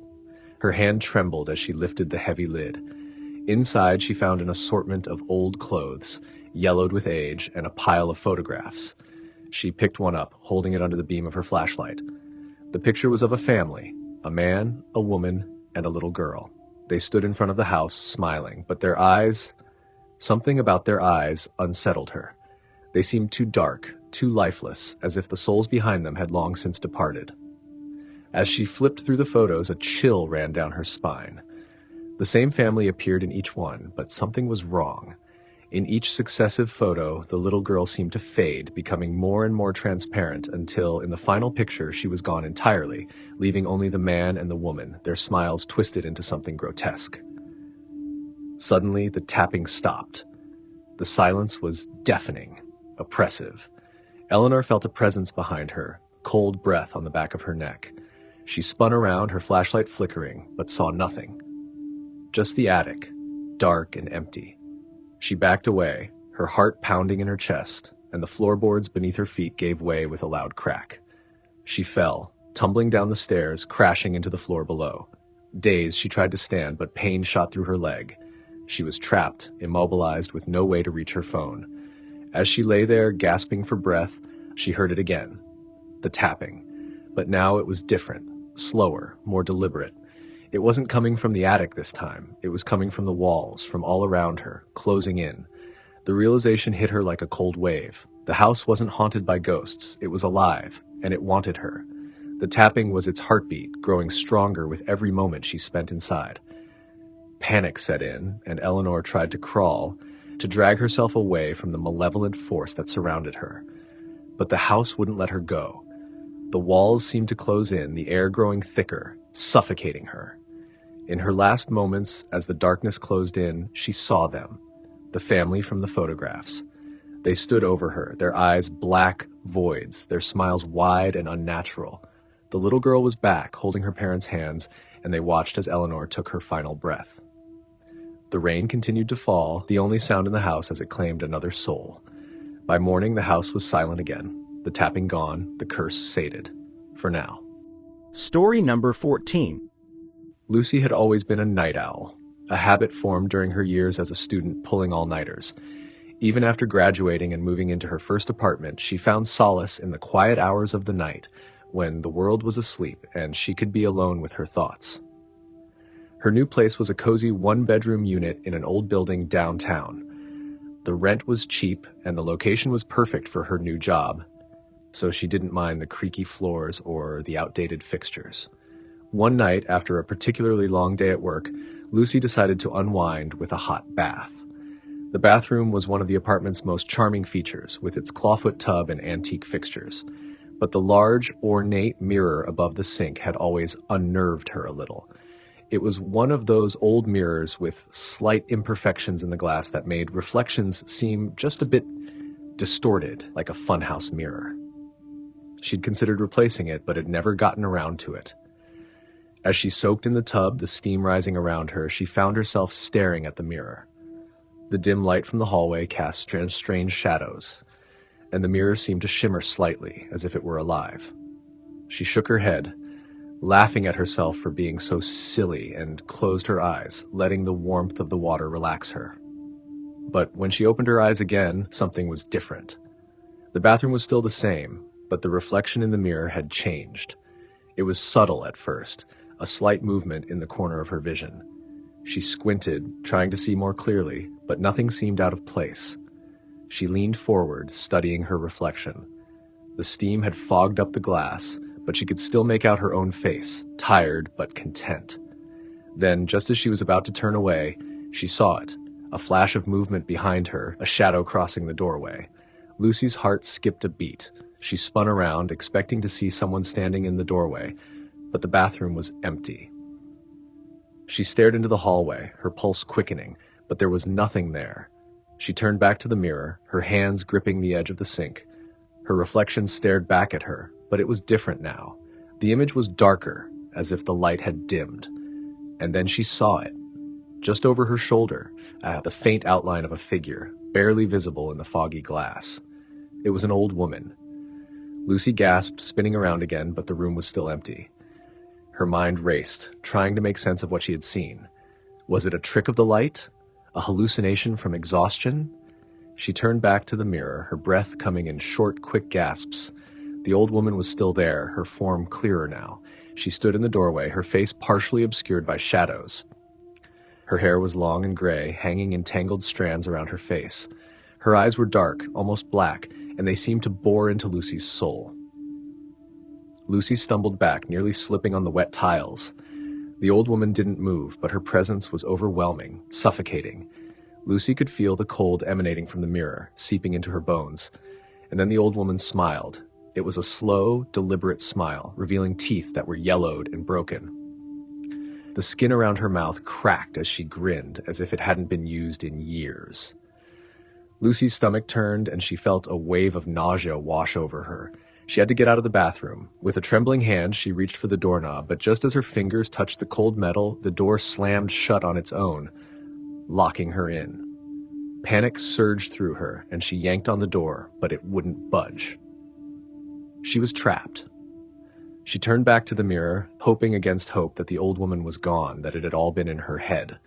But the old woman was still there, closer now, her face pressed up against the glass. Lucy could see every detail, the deep wrinkles, the sunken eyes, the cracked lips. The old woman raised a bony hand and placed it on the other side of the glass as if she were trying to reach through. "Help me," the old woman whispered, her voice raspy and broken. "Please, help me." Lucy's heart pounded in her chest, her mind screaming at her to run, to escape. But she couldn't move, couldn't tear her eyes away from the old woman's gaze. She felt a strange pull, as if something was drawing her toward the mirror, compelling her to come closer. "Please," the old woman repeated, her voice more insistent. "Let me out." Lucy shook her head, backing away from the mirror. "No," she whispered, her voice trembling. "I can't." The old woman's face twisted into a look of pure hatred. Her eyes burned with fury, and her mouth opened in a silent scream. The mirror began to shake, the glass rippling as if it were liquid. The old woman's hand pressed harder against the glass, her fingers digging into the surface. "Let me out," the old woman screamed, her voice no longer would fill with rage. "You have to let me out!" Lucy turned and pounded on the door, desperate to escape. The handle wouldn't turn, and the wood wouldn't give, no matter how hard she pushed. The temperature in the room plummeted, and her breath came out in visible puffs of air. She glanced back at the mirror, and her heart nearly stopped. The old woman was halfway out of the glass, her body emerging from the mirror as if it were a portal. Her skin was pale and leathery, and her eyes were black pits devoid of any humanity. She reached out toward Lucy, her fingers long and skeletal, her nails sharp like claws. "No!" Lucy screamed, backing up against the door. "Stay away from me." But the old woman kept coming, her movements jerky and unnatural, like a puppet being pulled by invisible strings. She was out of the mirror now, fully in the room, and she was moving toward Lucy with terrifying speed. In a last-ditch effort, Lucy grabbed the nearest object she could find, a heavy glass vase, and hurled it at the mirror. The vase shattered on impact, and for a split second, the old woman stopped, her face contorted in surprise. The mirror cracked, a web of fractures spreading across its surface. The old woman let out a high-pitched wail, a sound that pierced Lucy's ears and made her head throb with pain. The old woman's form began to flicker, becoming less solid, less real. Lucy watched in horror as the old woman was pulled back into the mirror, her body twisting and writhing as if she were being sucked into a vortex. Her screams echoed in the small bathroom, growing fainter as she disappeared into the glass. And then, with a final, resounding crack, the mirror shattered, the pieces raining down onto the floor. The door behind Lucy flew open, and she stumbled backward, falling to the ground. Silence filled the room, the only sound her ragged breathing. The old woman was gone, the mirror destroyed. But Lucy knew she would never forget those eyes, those terrible black eyes. She left the apartment the next day, breaking her lease and moving in with a friend. She couldn't stay there, not after what had happened. The apartment remained empty for months, the landlord unable to find anyone willing to live there. Eventually, the building was condemned and torn down, replaced by a modern high-rise. But even now, late at night, some residents claim to hear a faint voice coming from the bathrooms, a raspy whisper that sends chills down their spines. Let me out. Story number 15. The rain was relentless, hammering against the windshield of Daniel's car as he navigated the winding road through the thick forest. The headlights barely pierced the darkness, the trees looming like shadows of forgotten giants. Daniel squinted, leaning forward, his knuckles white on the steering wheel. The storm had come out of nowhere, turning what should have been a straightforward drive into a nightmare. He had been driving for hours, hoping to make it to his cousin's place before midnight. Now the road seemed endless, twisting and turning with no signs of civilization. He cursed under his breath, glancing at his phone. No signal. He hadn't seen another car for miles, and his fuel gauge was hovering just above empty. Then he saw it, a narrow, unmarked dirt road branching off to the right. A faded wooden sign, barely visible in the rain, read, "Old Orchard Road." "Finally," Daniel muttered. He wasn't sure where it would lead, but it seemed like his best chance to find a house, a gas station, anything. He turned onto the road, his car bumping along the uneven ground, mud splashing against the sides. The road wound deeper into the forest, the trees closing in overhead, their branches creaking in the wind. The rain poured down harder, the rhythmic thumping on the roof growing louder. Daniel's headlights illuminated the path just ahead, revealing a row of old, gnarled apple trees lining the roadside. Their branches were heavy with dark, withered fruit that seemed to watch him as he drove by. The further he went, the more the road seemed to narrow, the trees pressing closer. He could barely see 10 feet ahead. And then, suddenly, he saw a figure in the distance, a small, dark shape standing in the middle of the road. Daniel's foot hit the brake instinctively, the car skidding to a stop. His heart pounded in his chest. He leaned forward, wiping the condensation from the inside of the windshield. The figure didn't move. It was just standing there, drenched in rain, staring at him. He turned on his high beams and the light flooded the road. It was a child, a young girl, no more than 8 or 9 years old. She was wearing a pale dress, her long hair hanging down, wet and stringy. Her eyes were wide and dark, reflecting the light like a cat's. Daniel rolled down his window slightly, shouting over the sound of the rain. "Hey, are you okay? What are you doing out here?" The girl didn't answer. She just stood there, shivering, her eyes locked onto his. Daniel felt a pang of worry. She must be lost. He opened the door, stepping out into the rain, the cold droplets instantly soaking through his clothes. "Hey," he called again, softer this time. "Are you lost? Do you need help?" The girl finally moved, taking a small, tentative step toward him. Daniel felt a strange, uneasy feeling wash over him, but he pushed it aside. She was just a kid, alone in the middle of nowhere. He had to help her. He took a step closer. "Do you live around here? Is there a house nearby?" The girl nodded slowly, her eyes never leaving his. "Down the road," she whispered, her voice barely audible over the rain. Daniel glanced down the road, but all he could see were the twisted trees and darkness. "Okay," he said, trying to keep his voice calm. "Get in the car, and I'll take you home." The girl hesitated, then nodded again. She walked over to the passenger side and climbed in. Daniel got back into the car, his heart still racing. He turned the heater up, trying to warm her up. "What's your name?" he asked, trying to make conversation. She didn't answer, just stared straight ahead, her hands folded in her lap. Daniel felt a chill run through him. "Okay," he said slowly, turning his eyes back to the road. "I'll just take you home." He drove slowly down the narrow road, his headlights barely illuminating the way. The trees seemed to close in even tighter, their branches clawing at the car as if trying to keep him from passing. The rain was deafening, and the sense of isolation pressed down on him like a weight. After what felt like an eternity, he saw a light in the distance. A small, flickering light, like a lantern. He felt a wave of relief. "Is that your house?" he asked, glancing at the girl. She nodded, her eyes still fixed on the road ahead. As they drew closer, he saw that the light was coming from a large, old farmhouse. It looked abandoned, the windows dark, and the paint peeling from the wooden walls. The lantern hung from the porch, swaying in the wind. Daniel parked the car and turned to the girl. "Here we are," he said, forcing a smile. "Let's get you inside." The girl unbuckled her seatbelt and opened the door. She stepped out into the rain, and Daniel followed. She walked up to the front door and paused, turning to look at him. "Thank you," she whispered, and for the first time, she smiled. Daniel nodded, though something about her smile unsettled him.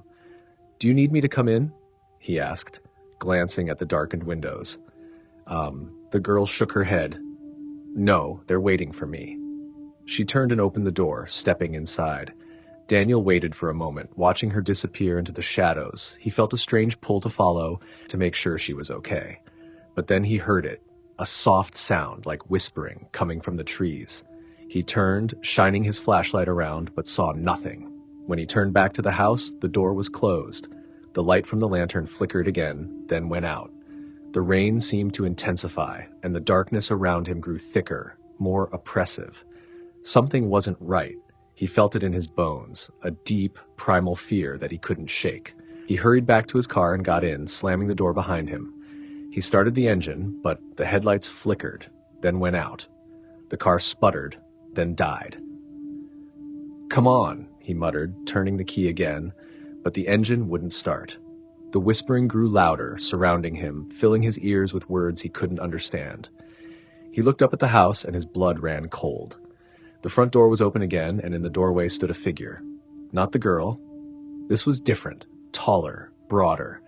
The figure was shrouded in darkness, but he could see its eyes, glowing like embers in the night. It stared at him, unmoving.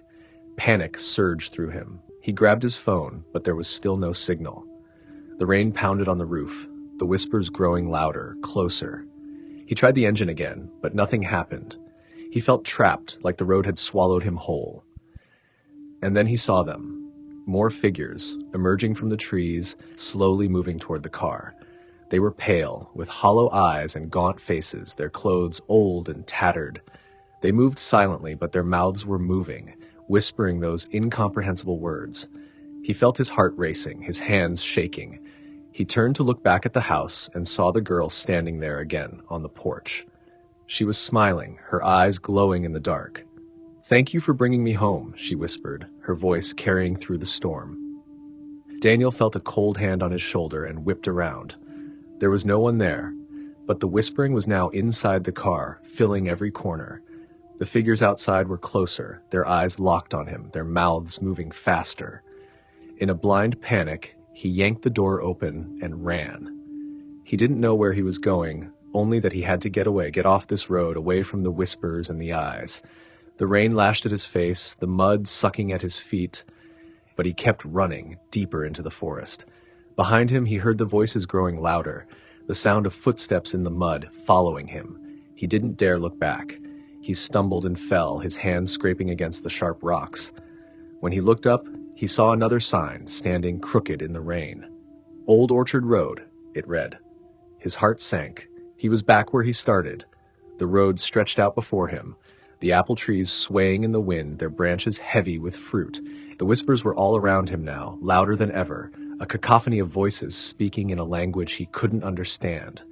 And then he saw them again, the figures standing between the trees, their eyes glowing, their mouths moving in unison. The girl was among them, her smile wide, her eyes dark and endless. "You brought me home," she whispered again, her voice echoing through the rain. "Now it's your turn." Daniel turned to run, but the figures were everywhere, closing in, their eyes glowing in the darkness. The rain grew heavier, the whispers louder, and as the shadows engulfed him, he realized with a sinking horror that he would never leave Old Orchard Road. The road had found him, and it wasn't going to let him go. Story number 16.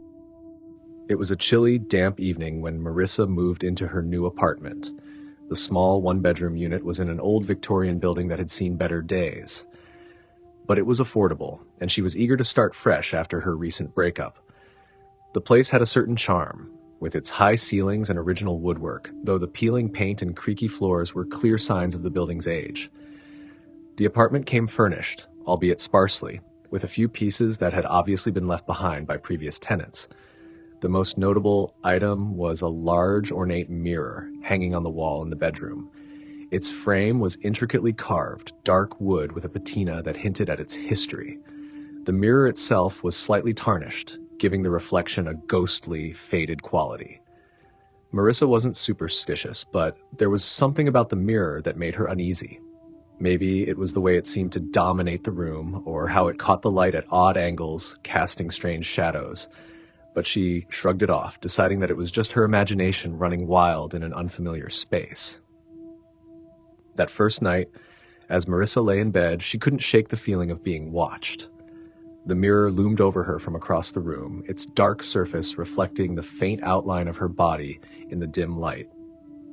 She pulled the covers up to her chin and closed her eyes, trying to ignore the unsettling sensation. Eventually, she drifted off into a restless sleep.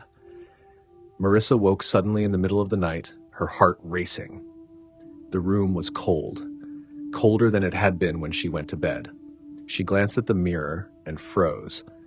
There, in the reflection, was a figure standing at the foot of her bed.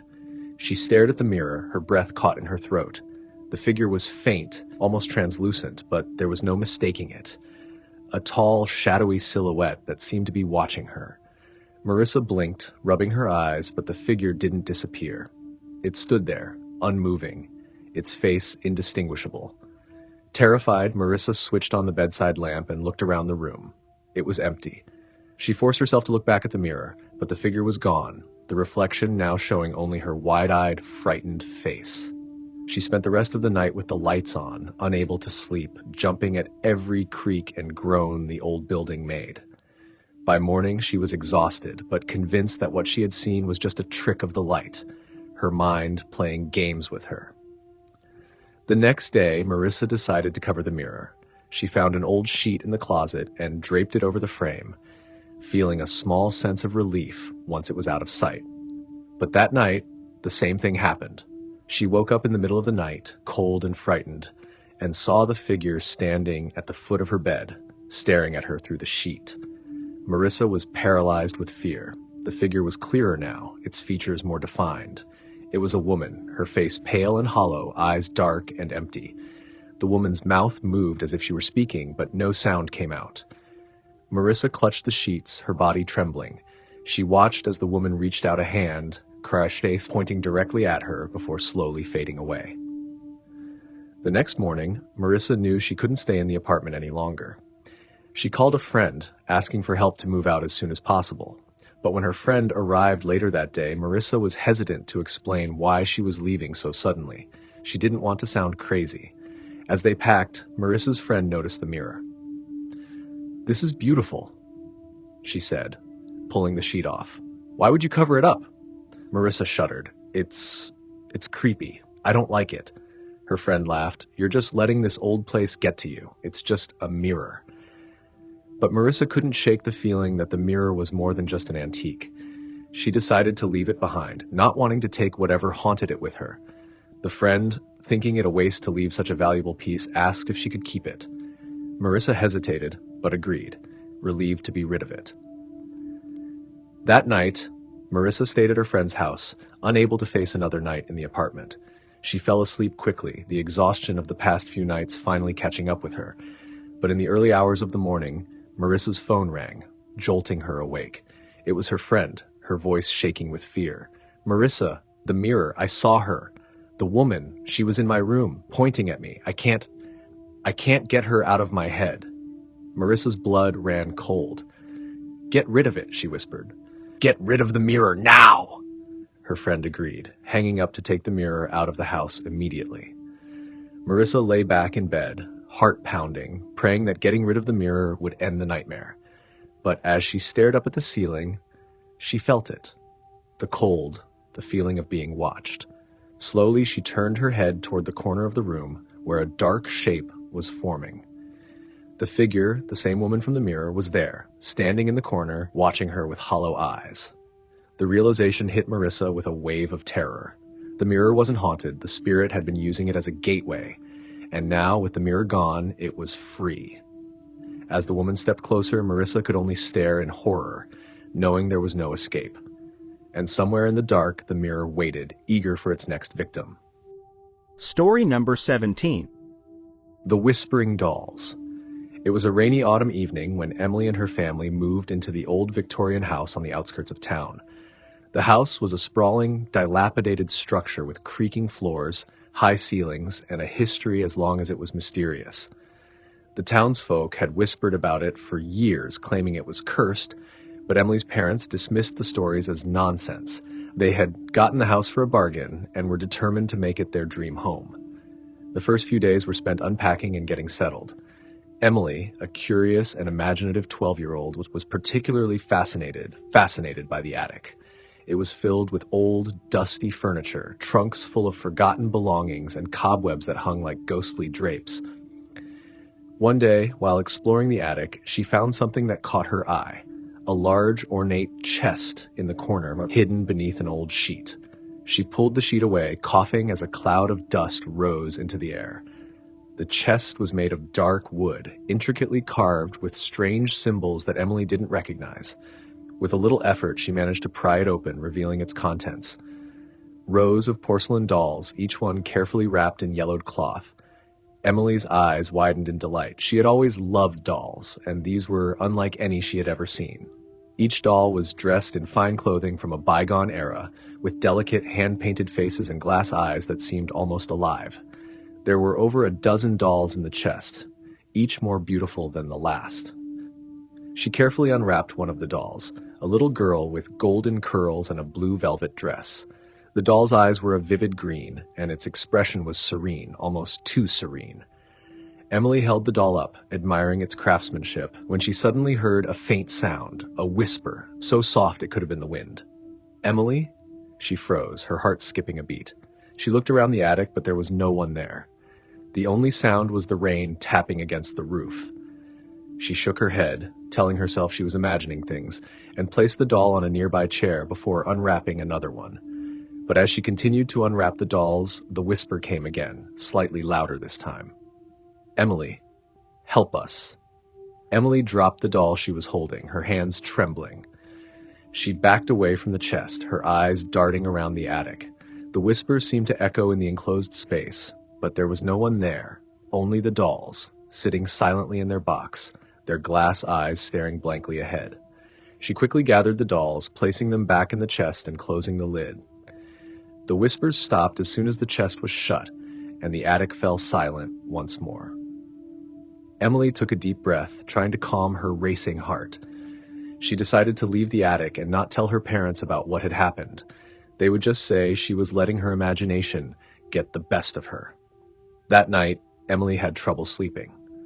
The rain had intensified, and the wind howled around the old house, making the windows rattle. She kept thinking about the dolls, their lifelike eyes, and the strange whispers. She tried to convince herself it was just her mind playing tricks, but a part of her couldn't shake the feeling that there was something wrong with those dolls. Around midnight, Emily woke with a start. The house was eerily quiet, the only sound the ticking of the old clock in the hallway. She felt an overwhelming sense of dread, as if something was watching her. She glanced around her room, her eyes adjusting to the darkness, and froze when she saw them. The dolls were sitting on her dresser. There were 3 of them, the same ones she had unwrapped earlier that day. They sat perfectly still, their glass eyes reflecting the faint light from the hallway. Emily's breath caught in her throat. She knew she had left them in the attic, yet here they were, staring at her. Her first instinct was to scream for her parents, but something stopped her. A cold, unnatural fear gripped her, and she felt as if her voice had been stolen.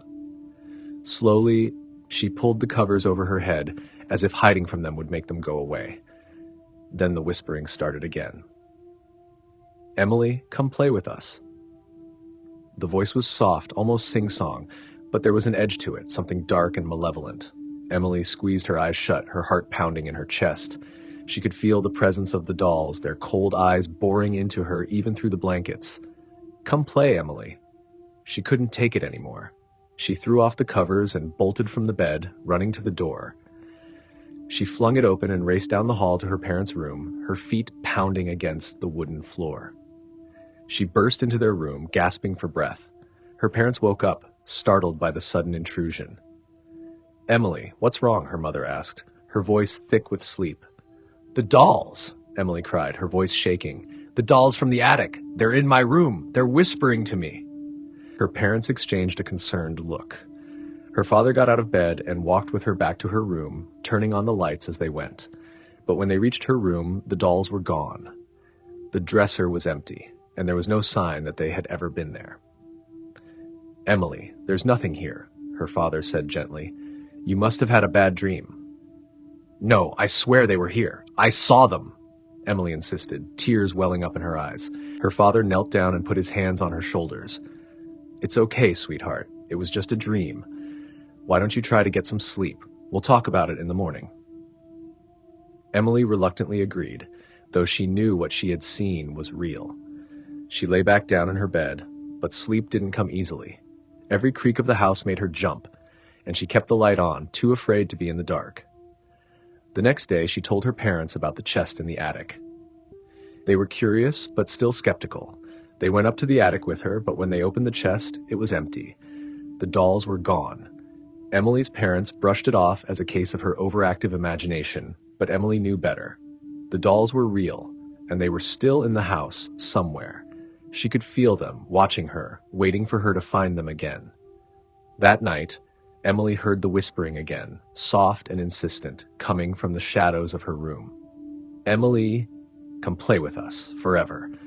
And this time, she wasn't sure she could resist the pull of their voices. Story number 18.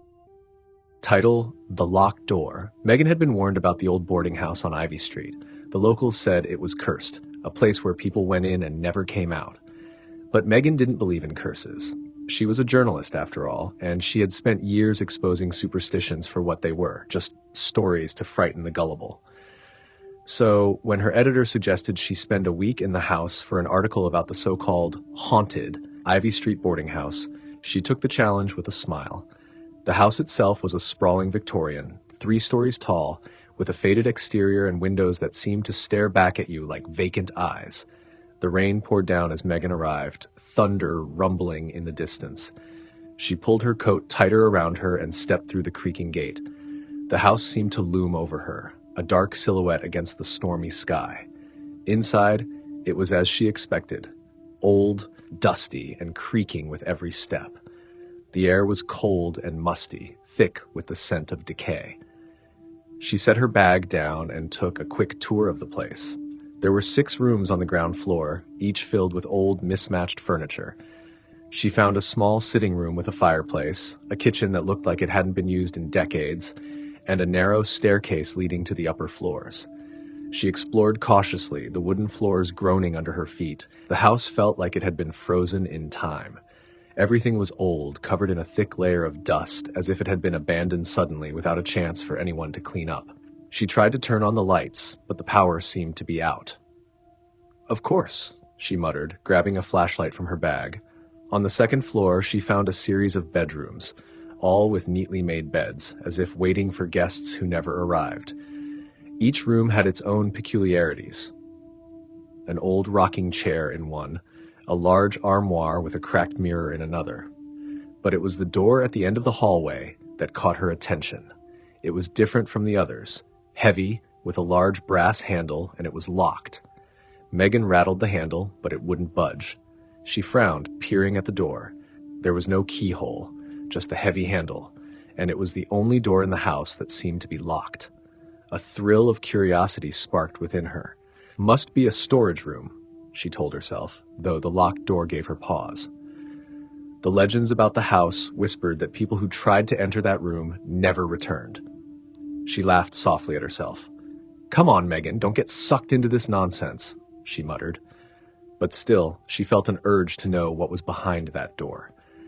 She decided to settle in and leave her investigation for the next day. She chose a room 2 doors down from the locked door, with a view overlooking the front garden. She made her bed, unpacked, and set up her laptop.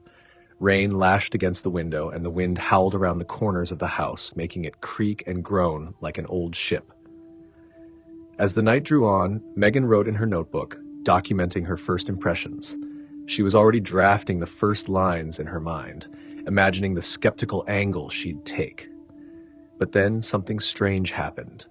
A faint noise came from the hallway, like soft, shuffling footsteps. Megan paused, listening carefully. The sound stopped. She waited for a few moments, but when she didn't hear it again, she shrugged it off. Old houses had their own way of talking, especially in bad weather. She went back to her notes. But then, it happened again. The sound of footsteps, shuffling slowly, moving closer. She felt a prickle of unease. She set down her pen and stood up, moving toward the door. She opened it slowly and peered into the hallway. It was dark, the only light coming from her flashlight.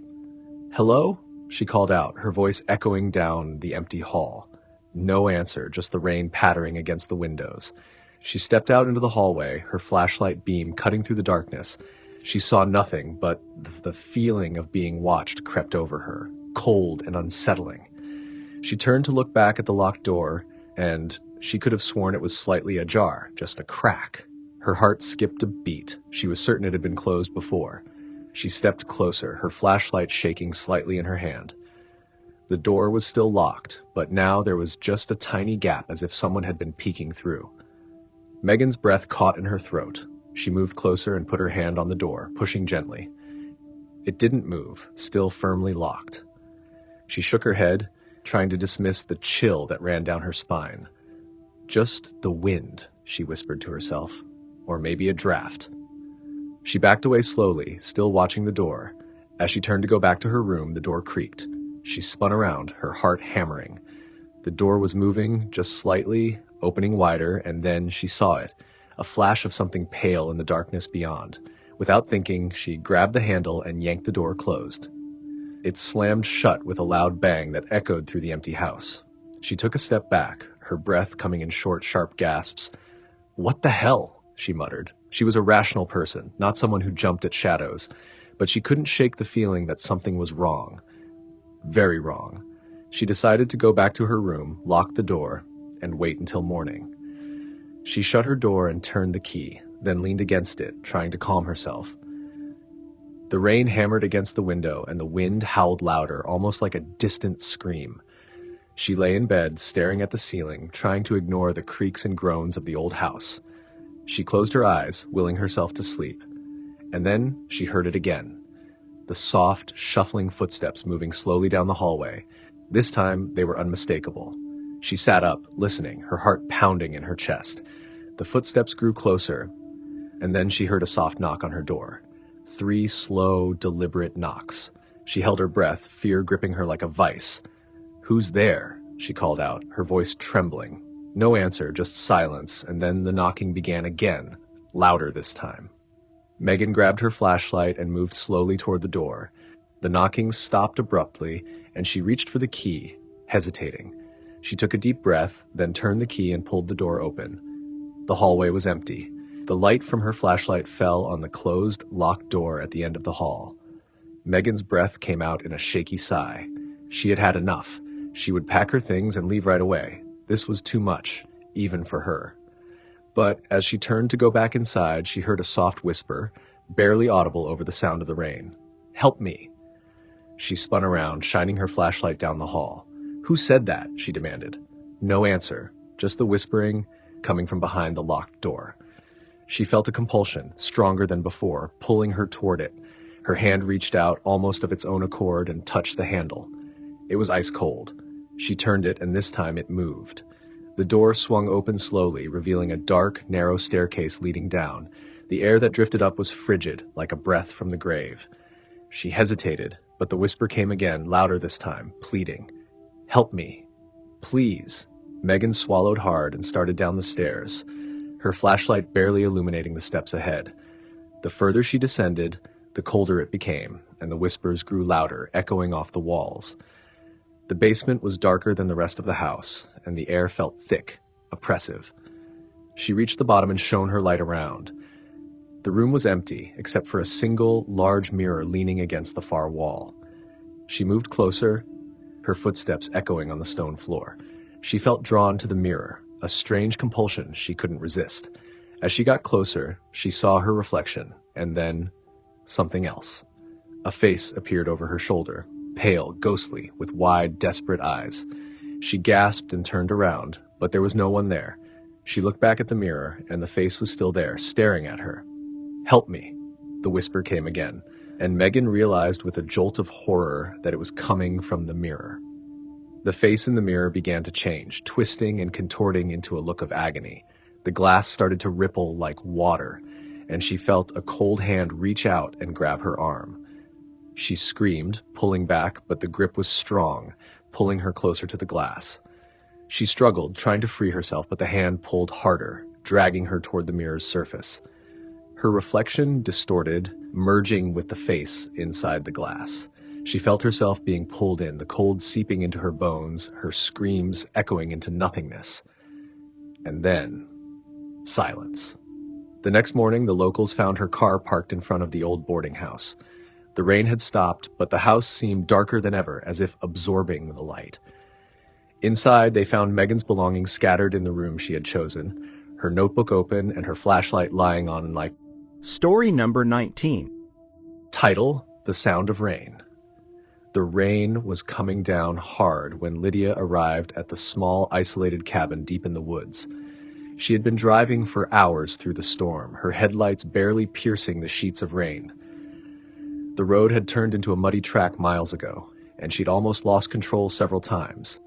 But now she was here, at the cabin her late uncle had left her, hidden away in the mountains, far from civilization. It was supposed to be a weekend of solitude, a break from the hectic pace of city life.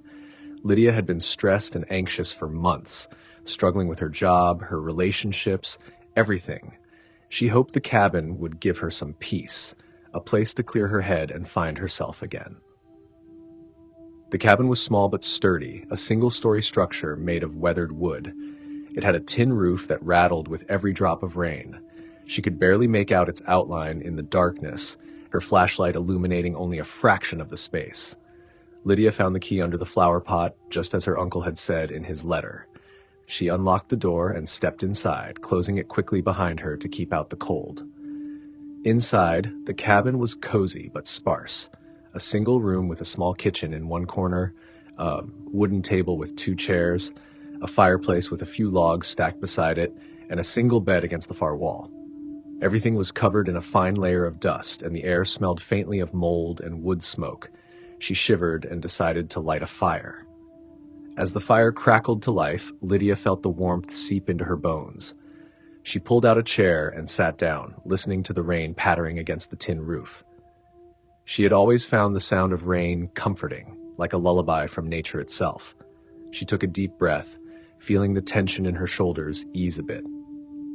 Maybe this was exactly what she needed. She unpacked her things, made herself a cup of instant coffee, and settled into the chair by the fire. Outside, the storm raged on, the wind howling through the trees, making them sway like dark, skeletal dancers. The rain drummed on the roof, steady and relentless. After a while, she decided to explore the cabin a bit. She hadn't been here since she was a child, and her memories were fuzzy at best. She walked around, examining the old photographs on the walls, black and white images of people she barely remembered or didn't know at all. There was a small bookshelf in the corner filled with old, dusty books, and a faded rug on the floor that looked like it had seen better days. Then she noticed something strange.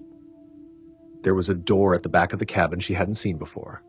It was small and narrow, tucked behind a tall wooden cabinet. She felt a flutter of unease. She didn't remember there being a back room. She hesitated, then reached out and tried the handle. It was locked. Odd. She hadn't seen any keys lying around. She shrugged it off, deciding it must just be a storage room. Perhaps it was where her uncle had kept his tools or supplies. She returned to her seat by the fire, her mind wandering. Hours passed. The rain continued to fall and the wind howled outside. Lydia read one of the old books from the shelf, losing herself in the yellowed pages. It was a collection of ghost stories, tales of spirits and haunted places. She read a few, smiling at the familiar tropes, but the wind outside grew stronger, rattling the windows, and she felt a chill run down her spine. She stood up to get another log for the fire when she heard it.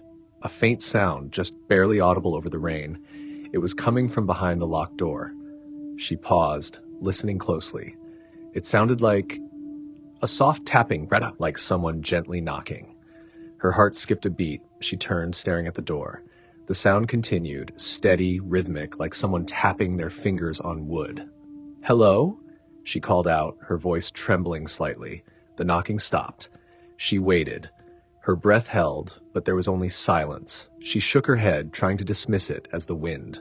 The storm was fierce. It was probably just a branch hitting the side of the cabin. She forced herself to relax and sat back down. But then it started again. Louder this time. 3 distinct knocks, slow and deliberate. Lydia stood up, her heart racing. She grabbed her flashlight and walked slowly toward the door. "Is anyone there?" she asked, her voice firmer now. No answer. She reached the door and hesitated, her hand hovering over the handle. The knocking had stopped again. She pressed her ear to the door, listening intently. Nothing. She let out a breath she hadn't realized she was holding. Just as she was about to step back, she heard a soft whisper. It was faint, barely a breath, but she heard it clearly. "Let me out." Lydia jumped back, her heart pounding in her chest. She stared at the door, her mind racing. She was alone, wasn't she? There couldn't be anyone else in the cabin. She had checked when she arrived, hadn't she? Who's there? She called out, her voice shaky. Silence. The whispering stopped, and all she could hear was the rain, heavier than before, pounding against the roof. She felt a chill in the air, colder than before. She decided to step back and think. Maybe she was just tired. The drive had been long, and the storm had her nerves on edge. She returned to the chair, trying to ignore the door. But the knocking began again, louder and more urgent this time. The sound echoed through the cabin, and she felt her blood run cold. She couldn't ignore it any longer. She stood up and grabbed the small hatchet from near the fireplace, just in case. Her uncle always said it was better to be prepared. With a deep breath, she marched back to the door. The knocking stopped as she approached, and she heard the whisper again, clearer now. "Let me out." She gripped the handle, turning it, but it still wouldn't budge. She felt a surge of frustration mixed with fear. "Who's in there?" she demanded, her voice cracking. "What do you want?" The reply came immediately, the whisper so soft and desperate. "Please, let me out. I'm trapped." Lydia's hand trembled on the handle. She wanted to run, to leave the cabin and never look back, but something held her there. A strange compulsion, a need to know. She looked around for something to force the door open. She found a rusty screwdriver in a drawer and started prying at the lock. As she worked, the knocking grew faster, more frantic. She could feel the urgency behind it, if the fear. Her heart raced as the lock gave way with a loud snap. She hesitated one last time, then pushed the door open. A rush of cold air hit her, and her flashlight flickered. The room was dark, the air thick with the smell of damp and decay. She shone the light around, but there was nothing, just an empty, narrow space with a small, broken window at the back. Lydia felt a shiver run down her spine. She turned to leave, but then she heard it. A soft, wet sound, like something sliding across the floor. She turned back, her flashlight trembling in her hand, and saw a shadow moving in the corner.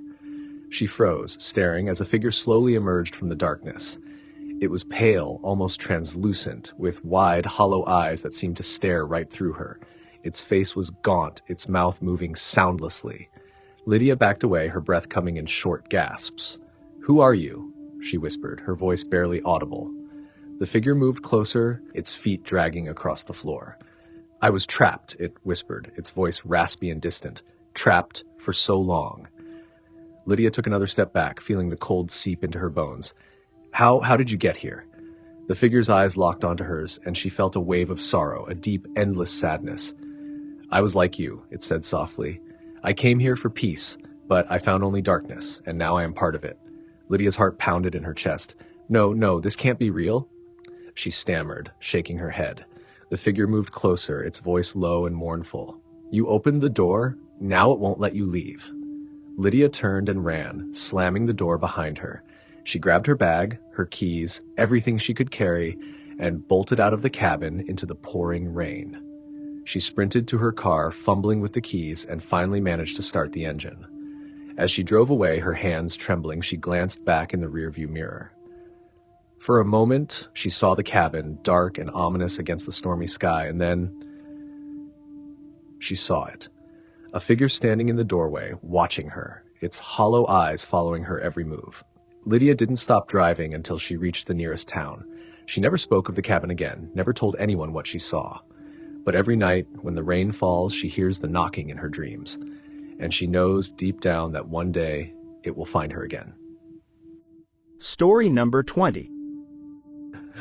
The Phantom of Harrow House. It was a dreary, rain-soaked evening when Jonathan received the call. Harrow House, the once grand mansion on the outskirts of town, had been left to him in the will of his estranged great-aunt, Beatrice. He hadn't seen her in years and knew little about her beyond the whispers of her eccentricities and the rumors that surrounded the old house.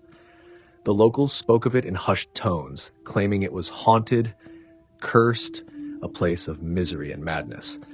But Jonathan was a rational man, dismissing such talk as mere superstition.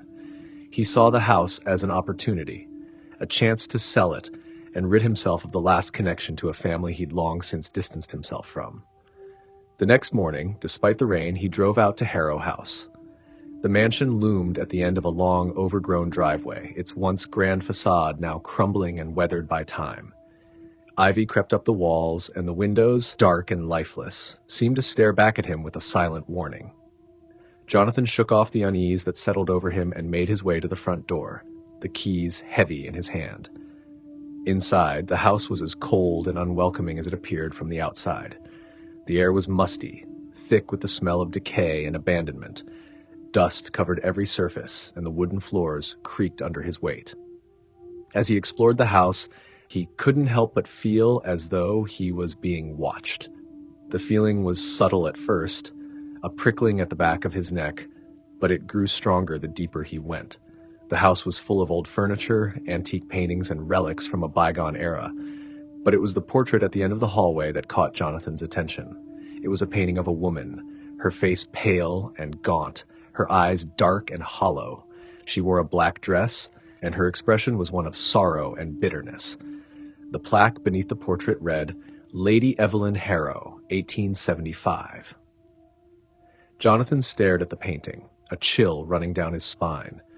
There was something unnerving about the way her eyes seemed to follow him, as if she was watching his every move. He shook his head, dismissing the thought, and continued his exploration. In the library, he found a large leather-bound journal lying on a desk. It was old, the pages yellowed with age, but still legible. Curious, Jonathan opened it and began to read. The journal belonged to his great-aunt Beatrice. In it, she wrote about her life in the house, her loneliness, and her growing obsession with the ghost of Lady Evelyn Harrow. According to Beatrice, Lady Evelyn had been the original owner of Harrow House, a woman who had lived and died in sorrow, her spirit unable to rest. Beatrice claimed that Evelyn's ghost haunted the house, tormenting anyone who dared to live there. Jonathan scoffed at the notion. Ghosts weren't real. They were just the product of overactive imaginations and old wives' tales. But as he continued reading, he couldn't help but notice the desperation in Beatrice's words, the fear that seemed to seep from the pages. She wrote about hearing footsteps in the night, seeing shadows move in the corners of her vision, and feeling a cold presence in the room with her. She described how the portrait of Lady Evelyn seemed to come alive, the eyes following her wherever she went, the expression changing from sorrow to anger. The last few entries were frantic, almost incoherent, with Beatrice begging for forgiveness, pleading with Evelyn to leave her in peace. The final entry sent a shiver down Jonathan's spine. "She's coming for me. I can hear her in the hallway. I can feel her cold breath on my neck. I know I'll never leave this house. It's hers now. It's always been hers. I'm so sorry." Jonathan closed the journal, a sense of unease settling over him. The rain had picked up outside, the sound of it pounding against the windows like a drumbeat. The house seemed to groan around him, the wind howling through the cracks in the walls. He stood up, suddenly feeling claustrophobic, and decided to call it a day. He'd seen enough. As he walked down the hallway toward the front door, he passed by the portrait of Lady Evelyn again. This time he couldn't shake the feeling that her eyes were indeed following him, that her expression had changed, her lips curled into a faint, mocking smile. He quickened his pace, his heart pounding in his chest. The door was just ahead when he heard it. A soft, almost imperceptible whisper. It was so faint that at first he thought he'd imagined it. But then it came again, more distinct this time. A voice so cold it sent a chill down his spine. "Jonathan?" He froze, his hand on the doorknob, every muscle in his body tensing. The voice was coming from behind him, from the direction of the portrait. Slowly, almost against his will, he turned around. Lady Evelyn's portrait was the same as before, yet different. The eyes were locked onto his, and the smile on her lips had grown wider, more sinister. The air around him grew colder, the darkness in the hallway deepening as if the house itself was closing in on him.